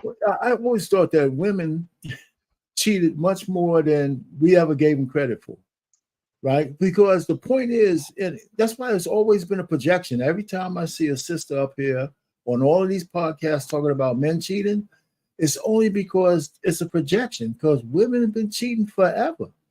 I mean, it's just crazy. Just better at it, So so I'm not surprised by that. I'm not surprised by that kind of thing. So especially if the person, you married a person later in life. I mean, it just happens. That's why there's a a cadre of guys saying, listen, if I can get to a woman before she's into her 30s, at least there's not some kind of alpha widow dude out there who could step in and bang it out anytime he wants. It's shit. So, Mr. Arcane, are you still going to lean into what the doctor says, that all these predispositions leads to all these people cheating? Or are you going to say now because it's their selfishness and wanting to kind of do what they want to do, I'm saying temptations that bring them to that point? No, I'm saying that as humans, I believe that we're all predisposed to have more than one lover at some point in our lives, right? And I think that when marriage comes to it, that I don't think enough people make a conscious choice that they got to leave that shit behind if they believe in the vows. And so now when people get married based on frivolous shit like aesthetics and how good the person is in bed and all of that kind of shit, they don't have they don't have any buffer or any kind of substance to keep their marriage together at any winds of change. That's why people quit so easy. So when you get married, if you get married, and I don't care what phase of life, but you believe in the vows and you believe in the spiritual part of it, you accept the fact that you're still subject to the laws of nature, and you make a choice not to do those things, but those things still exist. I mean, I've been married for a long time. I would never sit up here and say I didn't want to bang out some other chick. Mm-hmm. I just didn't do it, right? And there was a question when a lady said, well, you think your woman or any woman hasn't had an affair somewhere? I mean, they're going to have an affair somewhere in your marriage. I said, not if they don't want to, right? Because it's always a choice, and that choice has weight. And some people don't put any weight on that choice. I just happen to do it. And so did my wife, so. I would agree on that note because I was taught. Hey, hello, Alicia. Alicia, how you doing? Alicia. I was saying, I was taught that marriage is a choice. When someone get married, they choose to be married to that individual. It's a choice, right? So just like you just said, everyone have a choice either to cheat on their spouse or not cheat on their spouse. The way the women would discuss it said to me, I think as if human beings don't have the willpower to decide to do or not to do, or you just let their urge control them more than their own will. That you're saying, based on that logic, that means a lot of these people don't have a strong backbone. They're too weak to their urge to let their urge control them. If their urge is going to delete somebody, they're going to delete somebody. If their urge is going to rob somebody, they're going to rob somebody. If their urge is going to, that means you're saying a lot of these people are weak-minded, no spine individual. If that's the case. But I know when it comes to marriage, case by case situation where some people have a high level of discipline while others got no backbone. If I'm correct. Well, you're right. I mean, there's no wrong answer, but I wouldn't call the people weak and stuff. They just not committed, but they want the trappings of marriage, but they don't want the real commitment of it. That's why I don't believe in boyfriend girlfriend bullshit, right? Because commitment and loyalty are two different things. Arpane. Well, I can be committed to somebody and not be loyal to them, and I can be loyal to somebody. I hear what you're saying. If we want to make that distinction, I just didn't use the word loyalty, but I mean that's included in what I'm saying. But you're right; they're two different things. But I'm just saying. But you're not married right now, and there's a reason why you're not married, though, Trey. Not just because you didn't find the right woman. It's got to be because you kind of like playing the field. No, it has nothing to do with me playing the field. Okay, tell me what. I can't say that to you. I honestly would rather be with one woman, but what I've realized is that there's no gain. That's a completely different conversation to have, but there's no gain for me at this point in my life at 39 years old and where I am in life. If I were 21 and still in the military, wife would have probably been a good idea. But at this point at 39, where everything that a woman would bring me, it's actually more peaceful to just hire somebody to do it. It just doesn't make sense. It just doesn't make sense to do it. I hear you. So, Alicia, what you got going? How long you been around? What you heard? What you got to say? I heard the clip about the Darwinian genes and whatnot, And I understand the viewpoint, the scientific viewpoint on it. There's other issues as well, like simply from the way the man's penis is shaped. And I don't want to go too deep. Good. Right. Boy. I'm not going to go too deep. Are we over here saying, please go deeper? Go ahead. Jump right back. Well, the way the man's penis is shaped, I think there are a few other mammals that have a similar shape, but the way the man's penis is shaped is designed to remove the sperm from the previous male. So monogamy, for the most part, is not natural, but it's my opinion, I think is more beneficial to the child that's produced from, relations, especially nowadays. So I can see why it could be extremely difficult for people to commit, to be loyal, because it's something that we're going against. But I mean, that makes sense. I hear you. Science also proves that it's better for the kids. Right. And the less traumatized our children are, the better future we have as a whole. I know you're not going to get no argument here. Anybody have anything to say? I agree with that. I agree with you there. Well, the issue with that premise is that means that you have found the person that you're in the marriage with, that you want to be there with. Like, there's a lot of other factors that go into that would make sure that the home is healthy, when in actuality, that's just not human nature. You're going to fight and argue with your significant other primarily because of proximity. You'll always fight with the people you're closest to, right? That's why brothers and sisters fight most times, right? Because they're right on top of each other, pause, for the most part, right? So when you get married, yes, we talked about this on the last show, talked about healthy situation. It's got to be healthy. Unfortunately, it's quite difficult for it to be healthy if you see each other every single day and you're staying together because, well, we have kids. I think what's difficult about this entire thing is that I do agree. We all know the stats and the data shows that two-parent households are better for kids. I won't disagree there. I will say, though, that I think it's difficult for children who are raised by two-parent households to see kids that aren't being raised by two-parent households that are still getting the same amount of love and attention that they would get even though their parents aren't together. That was something that I saw a lot. And I saw some parents there that they weren't together. Those kids were loved. Both parents were showing up to the games. Both parents were showing up to parent-teacher conferences. Both parents were there, even though their parents weren't together. I think that's something that's difficult. But I don't know. Honestly, it's a little bit of a conundrum. I don't know how you fix the issue of, well, it's better for two people to be together for the kids. However, it may not be better for the two of us to be together. I don't know how you fix that. Yeah, I think it starts with determining the goal of your relationship in the very beginning. Just being honest with each other and with yourselves. That's where it starts. And so many people can't be honest with themselves. They can't say, hey, I could never commit to one person. I could never be loyal to one person. It starts there. Alicia, if men were honest, the marriage rate would be 1 or 2%. If men actually told the honest truth about what they actually wanted, what we deep down inside actually wanted, that marriage rate would be less than 5%, because most men want the milk and don't want to pay for the cow. That's true. But still, the thing is, even though we get in these situations, we never allow for when there is transition. When I'm growing and I'm doing something new, or if my husband is changing, we don't change. We don't acclimate. We don't adapt. We just want to remain the same.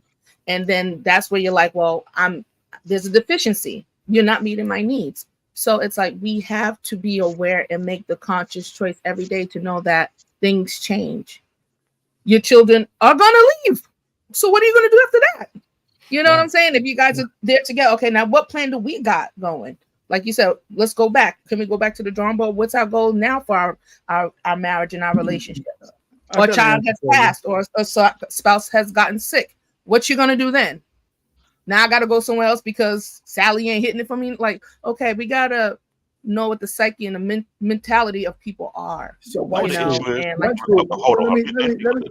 answer this though, White School. One of the things that you said is important, but you got to anticipate if you when you get married, right, you have an anticipation, especially if you're thinking for a lifetime.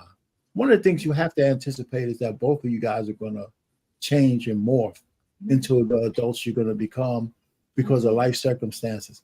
You also have to realize when you have children that you only rent them for a certain period of time. Absolutely. And so that's some things you can anticipate, you know. And like I said, I know we don't need to go anecdotal, but some of the things that if you're a married man or a married woman, you got to make sure the connections you have with your spouse is still there when the kids are out of the house. When they call empty nesters, there's a whole thing about empty nesters Empty and nesters. how to deal with that. And there's a whole thing about people growing. Like, you know, of course, none of us stay the same. We realize that your wife is going to grow. You're a man, as a man, I'm going to grow and change a little bit, but it depends on what that change is. If she's changing into something that takes us outside of the plan, then we got a problem.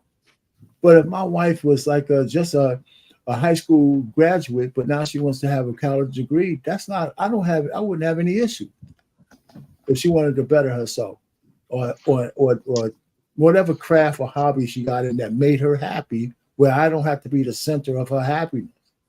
I wouldn't have no problem with that either, because I'm not supposed to be the center of your happiness or your fulfillment, for that matter, right? So, I do agree with you there. There's ways to deal with that, but you got to be somewhat. You got to be able to anticipate those things, right. And if you don't, that's where we have problems. And then when you try to fix it, sometimes it's too late. Go ahead. Black folks I'm never glad play. you mentioned that, because what I'm trying to point out, what is never being taught before people get married, is the art of communicating in a real solid relationship. It's something I see in the black churches that don't even push that at all, because just like Trey was saying, if men were being honest, what about women if they were being honest? If you don't make a certain amount of money, I'm going to bail out on you. If I don't get in where I feel, I'm going to bail out on you. If I don't get cheap, I've been with a call to fly on the wall in a couple of black churches. I've been there for a good amount of years. And the amount of gossip I've heard from black women who are married and the bullshit that come out of their mouth concerning their marriage, I thought they were like, they scammed their husband. And something with the man is true as well. Because it's not one side, it's both sides. Because today's society, it's all about me, me, me, me, me. So imagine two individuals who are not selfless. Keyword, they are selfish, get into the marriage. You think they're going to be honest with one another? What's the chance of them being honest? 0. So that being right there is known why a lot of marriages don't work in today's society, because there's too much individualization going on in play where people don't care who they link with or who they mingle with. It's all about, I get my own. I could kill it, you get your own. So yeah, certain people should not get married at all because they're selfish already from the start. They're David, not selfless. Yeah. David, how am I going to be honest with a woman who isn't honest with herself? Like when I see women every day, they're playing cosplay. They're playing make believe every day. Every day. Alicia, I gotta be honest with you. You're a little bit of a breath of fresh air here. I gotta be honest with you. Thank you. The femininity, the hair, it's a little bit of a breath of fresh air to see it, because I see women every day. Makeup, the wigs, the nails, the lashes, the fake booties, the big breasts. It's like, how can I tell her the truth when she's lying to herself every day? Advertising. Facts. You hit it on the nail. And I've been saying that for over 2 decades. I used to laugh about it. I tell you, imagine if I were to have a huge platform and quiet as I see it, I'll be canceled before I get to season 2 because I'm calling out the nonsense. You say, man, they're doing this, but you wearing a wig, fake eyelashes, you got fake butt, you got fake chest, you got lipo, looking like the madam, aka you know who. I'm not gonna mention her name because you don't know the credibility. She used to be hot back then, not to look busted and disgusted. So they keep carrying on. I have a phrase. If you're not natural all the way through, you're useless to me in my eye. I don't think it's that. I don't think, listen, to me, men are sort of pragmatic and logical. I don't think that us as men, we don't want to be honest. I think men, we do calculations and equations in our head. And we say, what's the probability of how this conversation will turn out. Right? When I see a woman on the street, I'm like, man, that's a baddie right there. I start to do the calculations in my head. If I walk up to her and say, listen, I don't really want a relationship. I just kind of want, I just want to smash. I start doing the math in my head. What are the odds? What's the probability that she's going to go for that? Right? The odds are more than likely, if she's a respectable woman with any kind of class and dignity, she's going to tell me to kick rocks, right? Mm-hmm. Right? So now that leads most men down a different path now. Now it's okay, well, I really want her. What do I do? Do I lie to her? Do I riz her up? Do I run game? What do I manipulate with? They go down a whole different path. And that's what I'm saying. Like this, listen, I think majority of men, I would love to walk up to a baddie and just like, hey, look, I don't want nothing but to put some dick in you. That's all I want. I would love to say that, but I can't. But Trey, isn't that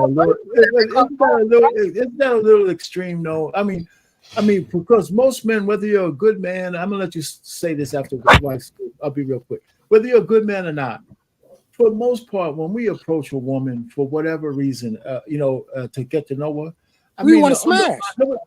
Thank you. So even if you don't lead with that, the bottom line is, if I'm gonna go ahead and risk rejection with a woman, it's my approach. Doesn't mean I have to go up to her and say, "Listen, I want to smash." Because most women know that if you come in to talk to them, unless they're trying to live under a rock, that in some way, shape, form, or fashion, you're going to try to get her to give you some ass. Right? Mm-hmm. And you don't have to lie about it, but you don't have to lead with that either. You know what I'm saying? And that doesn't make you a liar, right? It makes you could just say hello to a woman, right? And out of all the other women, the fact that I'm saying hello to her means that somehow I'm attracted to her, and hopefully at some point I'm gonna be cool enough to get you to say, "Yo, man, come on here and hit this shit." And I'm saying, so you don't have to lead. You're not a liar if you don't lead with, "Hey, let's go smash." You know what I'm saying? But I know what you're saying. But you can still be truthful and try to get the drawers without leading with it. That's all I'm trying to say. Go ahead, White School. Was you? No, I said he can go to the hose. That's what he had. But you don't want nobody that's respectable. You don't. You know what I'm saying? Do you want a person that's respectable? You don't. Like, I don't know. That just makes, like you said, be pragmatic. Right? I mean, I get you. Look, in my lifestyle, exactly. I don't really care about the respect. I'm here for a fun time, not a long time. No, exactly. That's what I'm saying. Like, well, just go with where they are. But what do you call men that deal with those types of women? There's an issue here.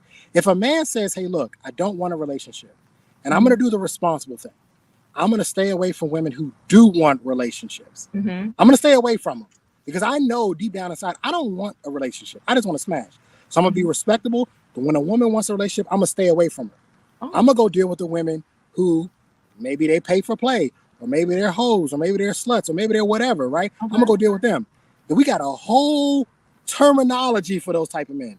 We shame them. We call them tricks and simps and all this other stuff. When in actuality, if you really break it down, if this man knows that he doesn't want a relationship, he's actually doing the more responsible thing by staying away from those women and leaving them alone. Absolutely. I don't see no objection to it. Mm-hmm. I mean, I'm not calling you anything. It's just that I'm saying more society. Oh, society. Okay, yeah. I mean, if a person's choice, if they are not satisfied or where their life is, it's usually because it's based on your choices. So if that's your choice and you're finding success in that, then that's cool. Do that. So just to kind of based on that what you just said, I hear a lot of women saying that they can't change the man. Meaning, the man don't want a relationship, but in the back of their mind, you think you can change that into. Why do we have these women out here saying that nonsense, and later on when they get burned, man, ain't shit. But you said out in your own mouth, telling your girlfriend, "Oh, I can change that man. Oh, I can change this one. Oh, I can change that way." None of you can change your goddamn drawers, okay? There's no right or wrong answer to how you look at it. One of the things I think about men, I want to just get back a little bit to the title, but about men and women and our dynamics sexually, right? And I think men understand this, and I think women do too, but they try to deny it. I said, if you just want to smash a woman and she lets you, and if it's just a one-off and that's it, that's one thing. But if she invites you back and you go back, over a course of a short period of time, you tend to she has feelings for you. Mhm. She's growing feelings for you. I don't care what kind of woman it is. Absolutely. If she's inviting you back, she's growing feelings. So even if the intention for both of you was just to hit, friends with benefits, at some point it always gets skewed. And you'll be able to tell when the first time she says, well, I thought you was going to call me. I thought you said you were going to do this. Go ahead. Or I'm a soul snatcher and I'm putting it down and she can't get enough. Oh, that too. Absolutely. I presuppose that's part of it. That's got to be part. You got to be awesome. Doing something. That's so funny. I'm saying, look, they have a phrase for it. Women get digmatized, men get pussy whipped, right? There's phrases for this. It's a real thing. I do know women who can't get out of their own way because he clapping them cheeks right. I know women like that who don't realize this dude is a POS. He is garbage, but he is destroying her every night and hit her soul button, and she's never going to leave him. She's not going to leave him for as long. I'm serious, man. I'm serious. And the same thing for men, right? I sent Black Man a video today. Hopefully he'll play it one of these days. But it's about a man he sees when he gets post-nut clarity and how he starts to see everything for what she actually is, how she wasn't really that pretty. Her house is trash. She's finna get evicted. But before all of that, it's like we don't see that. So you know what I mean? Like we have our issues too. Yeah, it's not. I don't. Yeah, we do, but I don't think the equivalency is there. But you're right, though. It's funny. But hey, listen. My thing is, and Alicia, since you weren't here, I was. My basic premise for this whole live was that in a good marriage, right, one of the hardest things, the real challenge, is to stay monogamous because of our basic nature and everything else. And there are other challenges that break us apart. Most of them are bullshit. And but there are some showstoppers. I don't count those like adultery and abuse. I don't count. I mean, physical abuse and sexual abuse. But shit like finances, shit like I'm not happy, stuff like that. These are no reasons for me. Ridiculous. Yeah. Okay. So that's what the basic premise is. But when we brought into the basic nature of how we deal with each other, I think that's some people are not really in tune that the fact that we're human, sometimes we think we're not subject to the laws of nature. I believe we are. And we think we're smarter than we are. So it's like you're dumber than you are, because I'm getting beyond tired when I hear women, oh, you don't make me happy. Question is, do you make them happy? Yeah, so you're happy. So you're happy. Is that more important than the whole relationship? Shouldn't be relying on someone else to make you happy. Man, you better preach, Alicia. You daggone right. Nobody can. But the thing is, like we don't know our own. We talk about pathology. We don't even know our own pathology. Mm-hmm. We don't know our own traumas, and so we're making these decisions from a misinformed, construed point of love. What love is, it's not somebody doing something for you. It's because of a deficiency that was in your childhood. Your mother was never there. So you grab and cling on to anybody that leaves you, that gives you the threat. Like, okay, the trade that don't want nothing. I got to make him stay, to make him love me, to make him prove to, I got a people please. Now I'm coming out of character of my own. It's all messed up. We're so messed up about our view on what love is, what commitment is, what integrity is, what character is. We don't know nothing.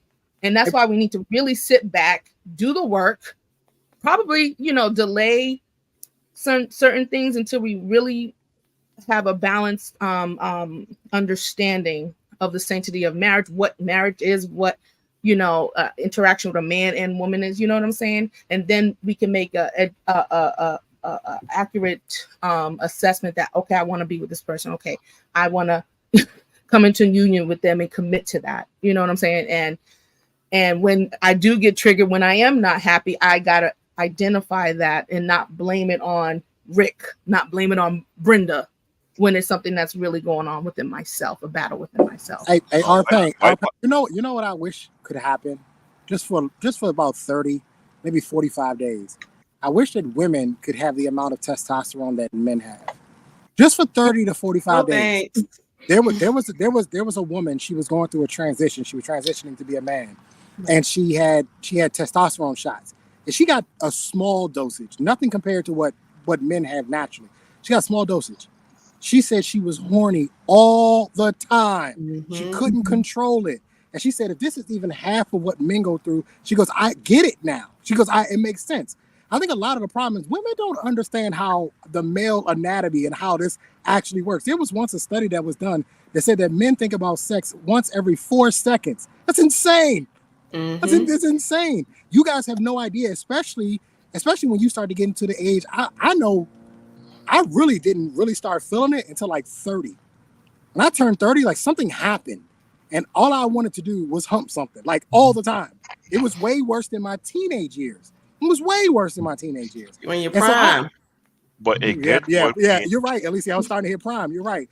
But I think what women don't understand that this is something that it's primal. It's biological. We are this way. And so when you have a man who's saying, I'm going to get married, I don't think women truly understand what he's willing to sacrifice. I don't think women understand. I don't think they get it because they've never had that feeling. They don't know what that feeling. When they give their body to a man, that's because that's the man they want to be with, right? So it's just a little bit different for us. For us, it is as satisfying sometimes as taking a piss. Men can take a piss anywhere. We can do it anywhere. Well, we know. Yeah, but the other part though, Trey, what you said is correct. Women don't have no idea both ways. One, on the urge that men have, and then when they don't understand when they say yes, it's going to be your job to satisfy that Absolutely.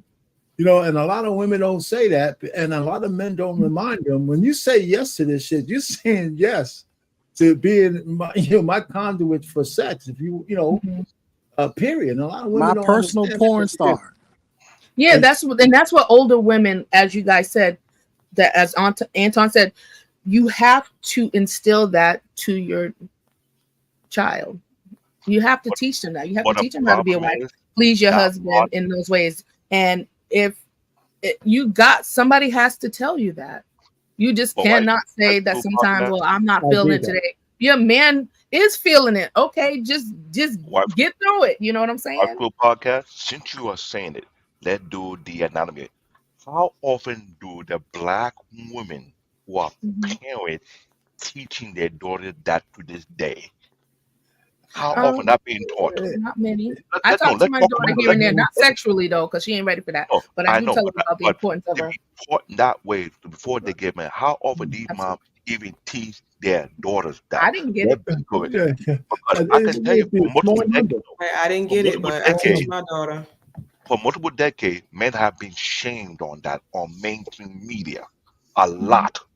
So let's not forget the catalyst to this mess. From the 70 to the 80 to the 90, all these talk shows, what were the most number one target about how men think, how men act, how men don't know how to control themselves? Okay. David, I don't think women understand. How you doing? Go ahead, Trey. David, I don't think women understand. From the moment we wake up now, all you women have been in the bed with a man and felt that thing poking you in the booty or poking you in the back of your back. No, I'm being dead serious. It starts from the moment we wake up. Think about this. 365 days a year. We waking up the same way every day. I don't think women, when you really break this down, I really truly don't think women understand this. And because they don't understand it, they can't teach their daughters that, listen, your boyfriend's going to be horny all the time. They can't teach it because they don't have the concept themselves. One of the things I told my sister when she went to college, she went to Delaware State. I pulled her to the side. I said, listen, you are here for one reason and one reason only, and it ain't to get no damn diploma. It is to find a husband. I told her that at 18, it's to find a husband. You are here to find a husband. I'm trying to help you out so you don't end up like how she is right now, which is 35 years old, single, and no kids. I was trying to save her from this. I knew back then. I knew some 17 years ago to try to help her out. And I said to her, listen, I'm not telling you to be the nastiest, freakiest woman here on the campus, but I'm telling you to be the nastiest, freakiest woman here on the campus because you're going to need them skills to keep your man. I'm just being honest. We don't want starfishes and we don't want women We don't want. I told her the truth that the man you want, he's going to want to have a lot of sex. You in college, they want to have sex, and he's going to have it with you. He's going to have it with somebody, but he gonna get it. They gonna get it one way or another. So if you're here and you're looking for a husband, there's things you need to know. There was a video of a lady that was at a church. They were having an interview, and they asked the lady. She was an older lady. She was in a marriage for like, I don't know, 40 some odd years. And they asked her, well, how do you keep your man I remember. satisfied? She got up. She walked across the thing. She tried to whisper. She forgot she had a mic on, and she said, "Suck that D." That's what she said. That's how you keep your man. There's somebody who understands how men operate. Am I lying, David? No, you're not lying. It's true. You're not It's You're true. telling the truth. But it's not being taught. But that's part of it, not being taught. But it's also the women who actually get married. A lot of them don't think they're obligated to do anything in the marriage anymore. Yeah. Right. So you sit on these panels, but I don't want to just make this about women. But yeah. But if we're talking about marriage, if we're talking about marriage, we have obligations as men. Women have obligations as women to the marriage, and sex is a big part of it. It really is, and I think it's always been downplayed because men like Trey up here don't speak freely. They're telling a woman who's a wife that one of your obligations is to get down there and make sure this guy has his balls are drained on a regular basis, one way or the other. Yeah, boss man. Sorry. Go ahead. No, I was saying boss man makes a valid point that both parties have to remain desirable. That's key. Yes, absolutely. Absolutely. That is absolutely true. There are a lot of women who want to be they want to be that kind of wife, but then you get older, things start getting looser, gaining weight and whatnot, on both sides, and it's just not appeasing, or habits start changing. And I'm glad you say that. Well, I gave my wife a Medal of Honor because I just happened to break all the mirrors in the room and shit after I got fat. So I said, you don't have to look at me. I put a mask on and shit, look like Idris Elba and shit. I said, no, have at me. You know what I'm saying? So she got that. So now I could actually turn the light on now and shit. And so that's a plus. But you know what? I've got to be funny. But hold on. Let me just finish this. When you stay married for a long enough time, when I look at my wife, I still see the woman that I married. I can see the age and all that stuff, but I can still see past that to the woman that I married. So there's enough spark left there. So, and I don't know if it's in reverse. I can't speak for her.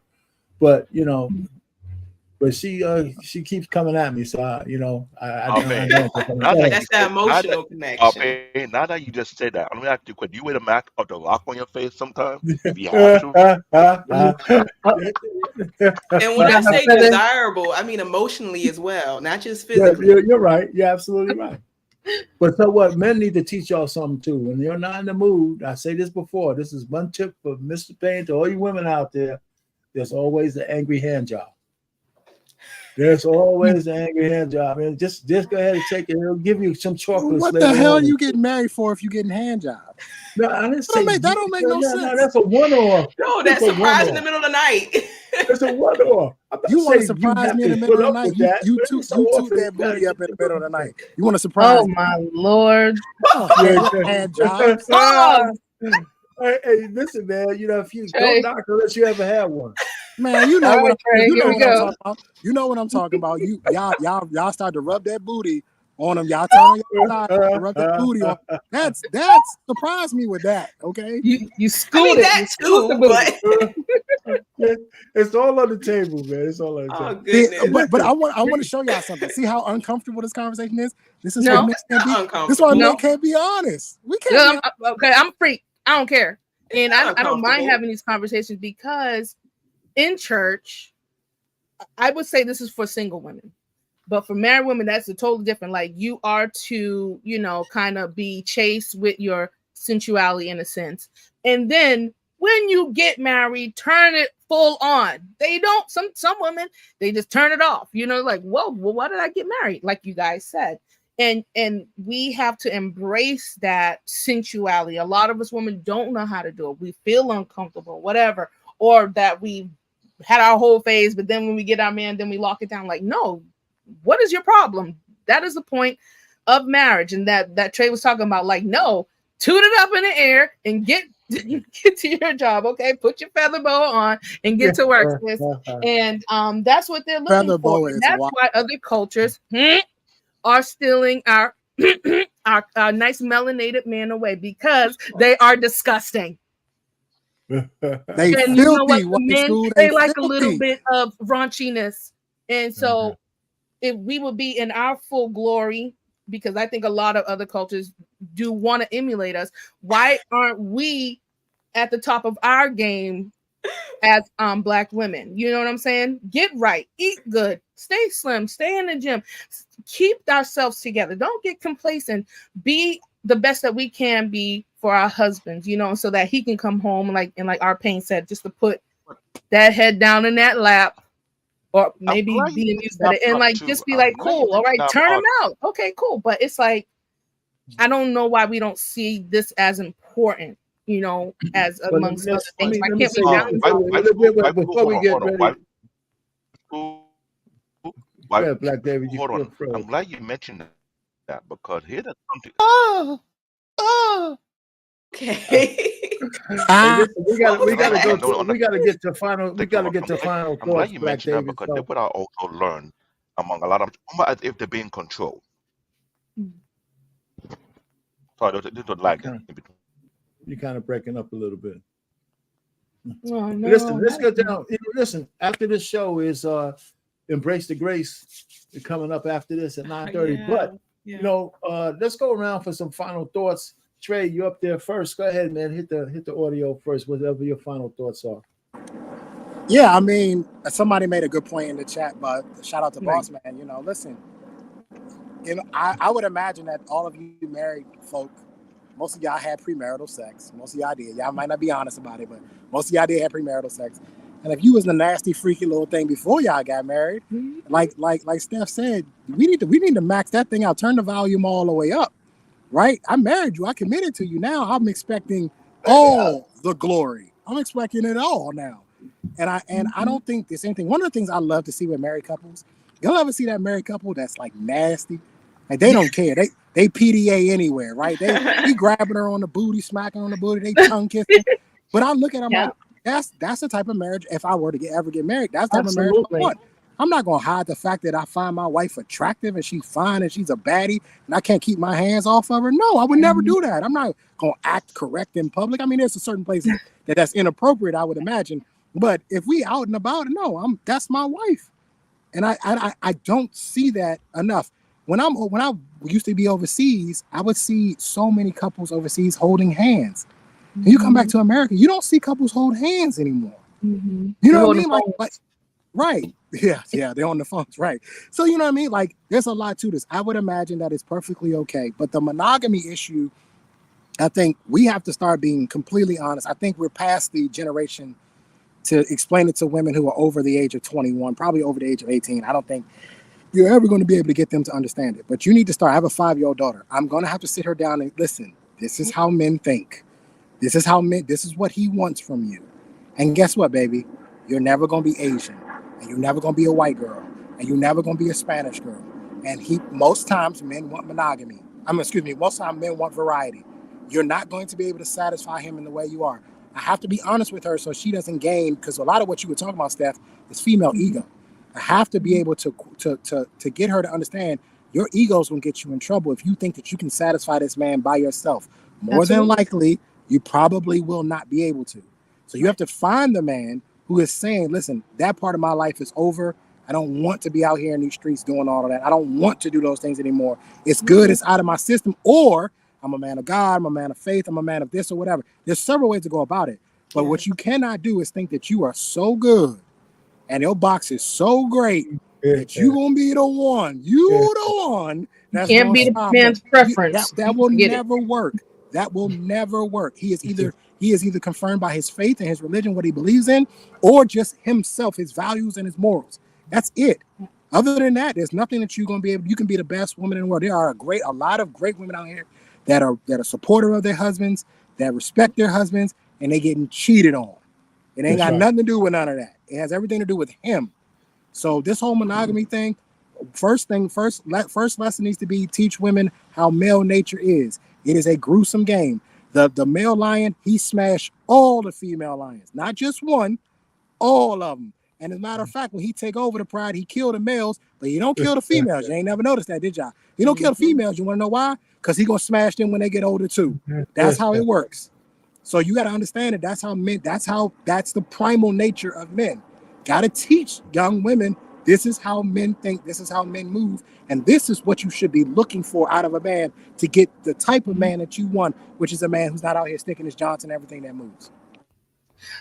Trey and you guys, does that message come more effectively from the father or the mother? I personally think it comes more effectively from the father. I think the dad has to sit his daughter down and say, hey, look, like, you know what I mean? Like my uncle used to tell, I have 3 female cousins. He used to tell all the time, I never forget, we used to go to her track meets because me and my cousin were 4 months apart. We would go to track meets, and obviously there'd be boys who want, she'd run track, you know what I mean? There'd be boys that want her. My uncle would tell her the whole ride home, he don't want nothing but to have sex. He don't want nothing but to do, he would tell her the whole ride home, and I think it stuck because she got married at a young age. You know what I mean? She got married young. So I think it stuck with her because he was honest and telling her, look, all he wants from you is sex. I think it has to come from whatever male figure is in her life. So let me add this one, and thanks, Trey, for that, because I want to go around the horn. But let me add one more thing to you, wife school. If the woman should edify what the husband says, what the man says. So if he says, well, if he should be the primary one, but he can't have his woman coming over and cutting his knees off by saying something wrong after that's said. You know, and it could be her own experience, but don't say the wrong thing to short circuit. Bolo TV, man, we getting ready to cut out of here, man. But if you have something real quick to say, man, say something. So, because I got to go around the horn. No doubt. Thank you for having me. I appreciate it. Salutations to everybody. How you doing? And my G. Is that great? Is that David in the background? You said Trey? Is that Gray Pill in the background? No, I don't think so. No Gray Pill. Okay. So what's going on, RP and everybody on the stage? Yeah, I don't know how much you heard about the show. We getting ready to pull out of here. Yeah, well, it's very important for, the husband to set the tone. And it's very important for the wife to show forth and back the husband. In other words, meaning if they have to show a united front. And that's the issue. The issue is there is not a united front. Everyone is trying to be the best parent or the best friend of their child. You have to realize that the scripture says a man should cleave to his wife and they should become one flesh. You don't do that with your children. You do that with your wife. You have to understand that they're going to grow up sooner or later and leave the nest. And that's what we have to understand, that it's you and me against the world. They're going to, grow up and hopefully get a family and continue the lineage on. So, with the brothers, we need to understand who we are, understand what our intentions are, what our direction is before we jump into, husbandry. And understand it's not about trusting the plan. Because a lot of us get caught up in trusting the plan. It's about trusting the man, because sometimes plans are going to fail. But when you know that man is walking in the line of God, you know that we're going to get back on our feet. So I thank you guys for having this conversation. Sorry for holding you up.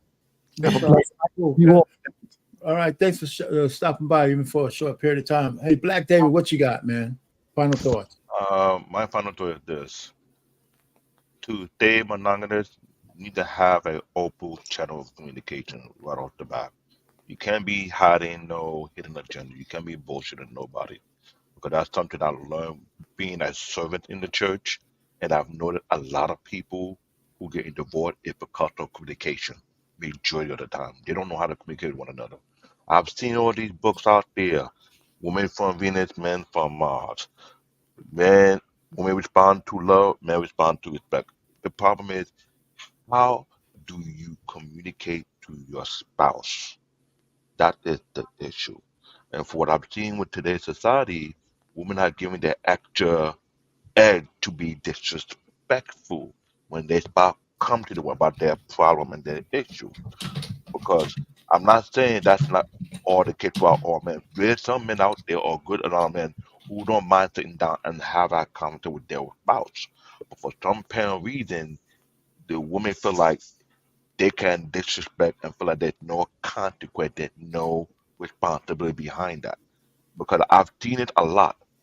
Accountability and responsibility when it comes to relationship is always thrown on the man. It's the men's fault. But what about the women part? When it comes to that, I'm not saying attack the women now, but it's all for into communication.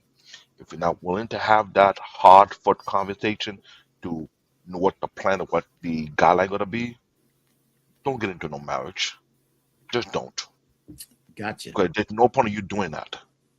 It's a waste of time to get in a marriage and this man being bluntly honest with you and he going that same direction to carry you along with it and you being a backseat driver and he ain't doing shit. Because that man spent X amount of year busting his board and he feel like he get taken advantage. Two things can happen. Either he get vindictive and take it out on every woman, or he want to keep to himself to say, I don't trust no one. I've seen good men turn that way. And I already became one of them already. Because I'm in the place whereby for you to convince me, you gotta climb the highest mountain. Otherwise, I think all women are the same to me. Because I've been betrayed before. I don't take betrayal very likely. That's And another just thing, my hand is not. man. Another thing, my hand is not registered. So don't try to bring anyone to jump me because that I'm coming to you. Hey man, thanks for the production, man. I appreciate it. Alicia, what do you got? Final thought. Hey, well, number one, we really should focus on teaching our children the value of knowing themselves. I think it should be mandatory that they go through some type of rites of passage where a portion of that is where they have time alone to get to know who they are and what they not only want, but what they need out of life. Granted, that does change, as we go through different phases in our life, but overall what they need, and decide whether or not that's something for them, monogamy, if that's something for them. And if it is, determine the goal of the marriage at the beginning. Determine the goal of the marriage. Be honest with your partner. Like as a man, what Trey was saying, I need it every day, maybe multiple times a day.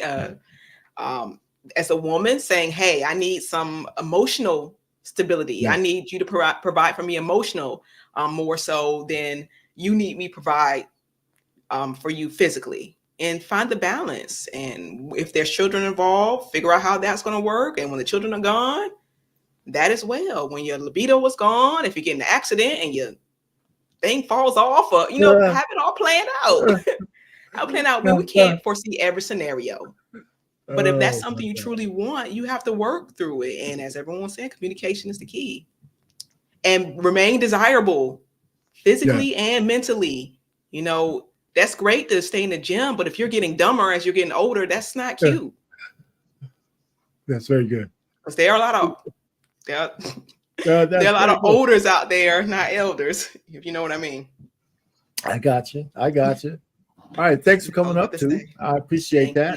And White School, what you got? Well, I just had a blast. I wish that we could see a rise in numbers of monogamy, but studies saying that people have all these backup plans. Oh God. I don't know if it will ever change. It just seems like the more rope we have given more people, the worse they've done with their choices. If you decide to be monogamous, know that it does take work. You have to communicate with your partner. Even before, again, you have to communicate. You have to make a mass amount of observations, a mass amount. And because you're going to be joined to this person and then you're going to procreate with this person, and that all takes consideration. Like if you're not ready to be selfless, do not even go down that path. Like they said, it's a waste of time. But there is a beauty in monogamy, as Trey said. The forever bachelor has said, I want to be able to show off this is the person that I love and that I can't keep my hands off. And so there is a beauty to it if we put the work in it to have it as our goal, right? So there's noise in the background. So so it's a beautiful thing if you can work for it. It's work Rihanna. Okay, so make it work. Okay, we can do it. Well, all right. So let me just add to before I go. Thanks, BMU, for me coming and using your platform to say all this stuff. I have these ideas. I said, let me just throw this out there. But anyway, I appreciate everybody coming up here. Wife School, Alicia, Black David, everybody coming up on the panel. All the folks in the chat. There's a lot of people there. Trey in the background up there. I think it's been a blast. I believe in monogamy.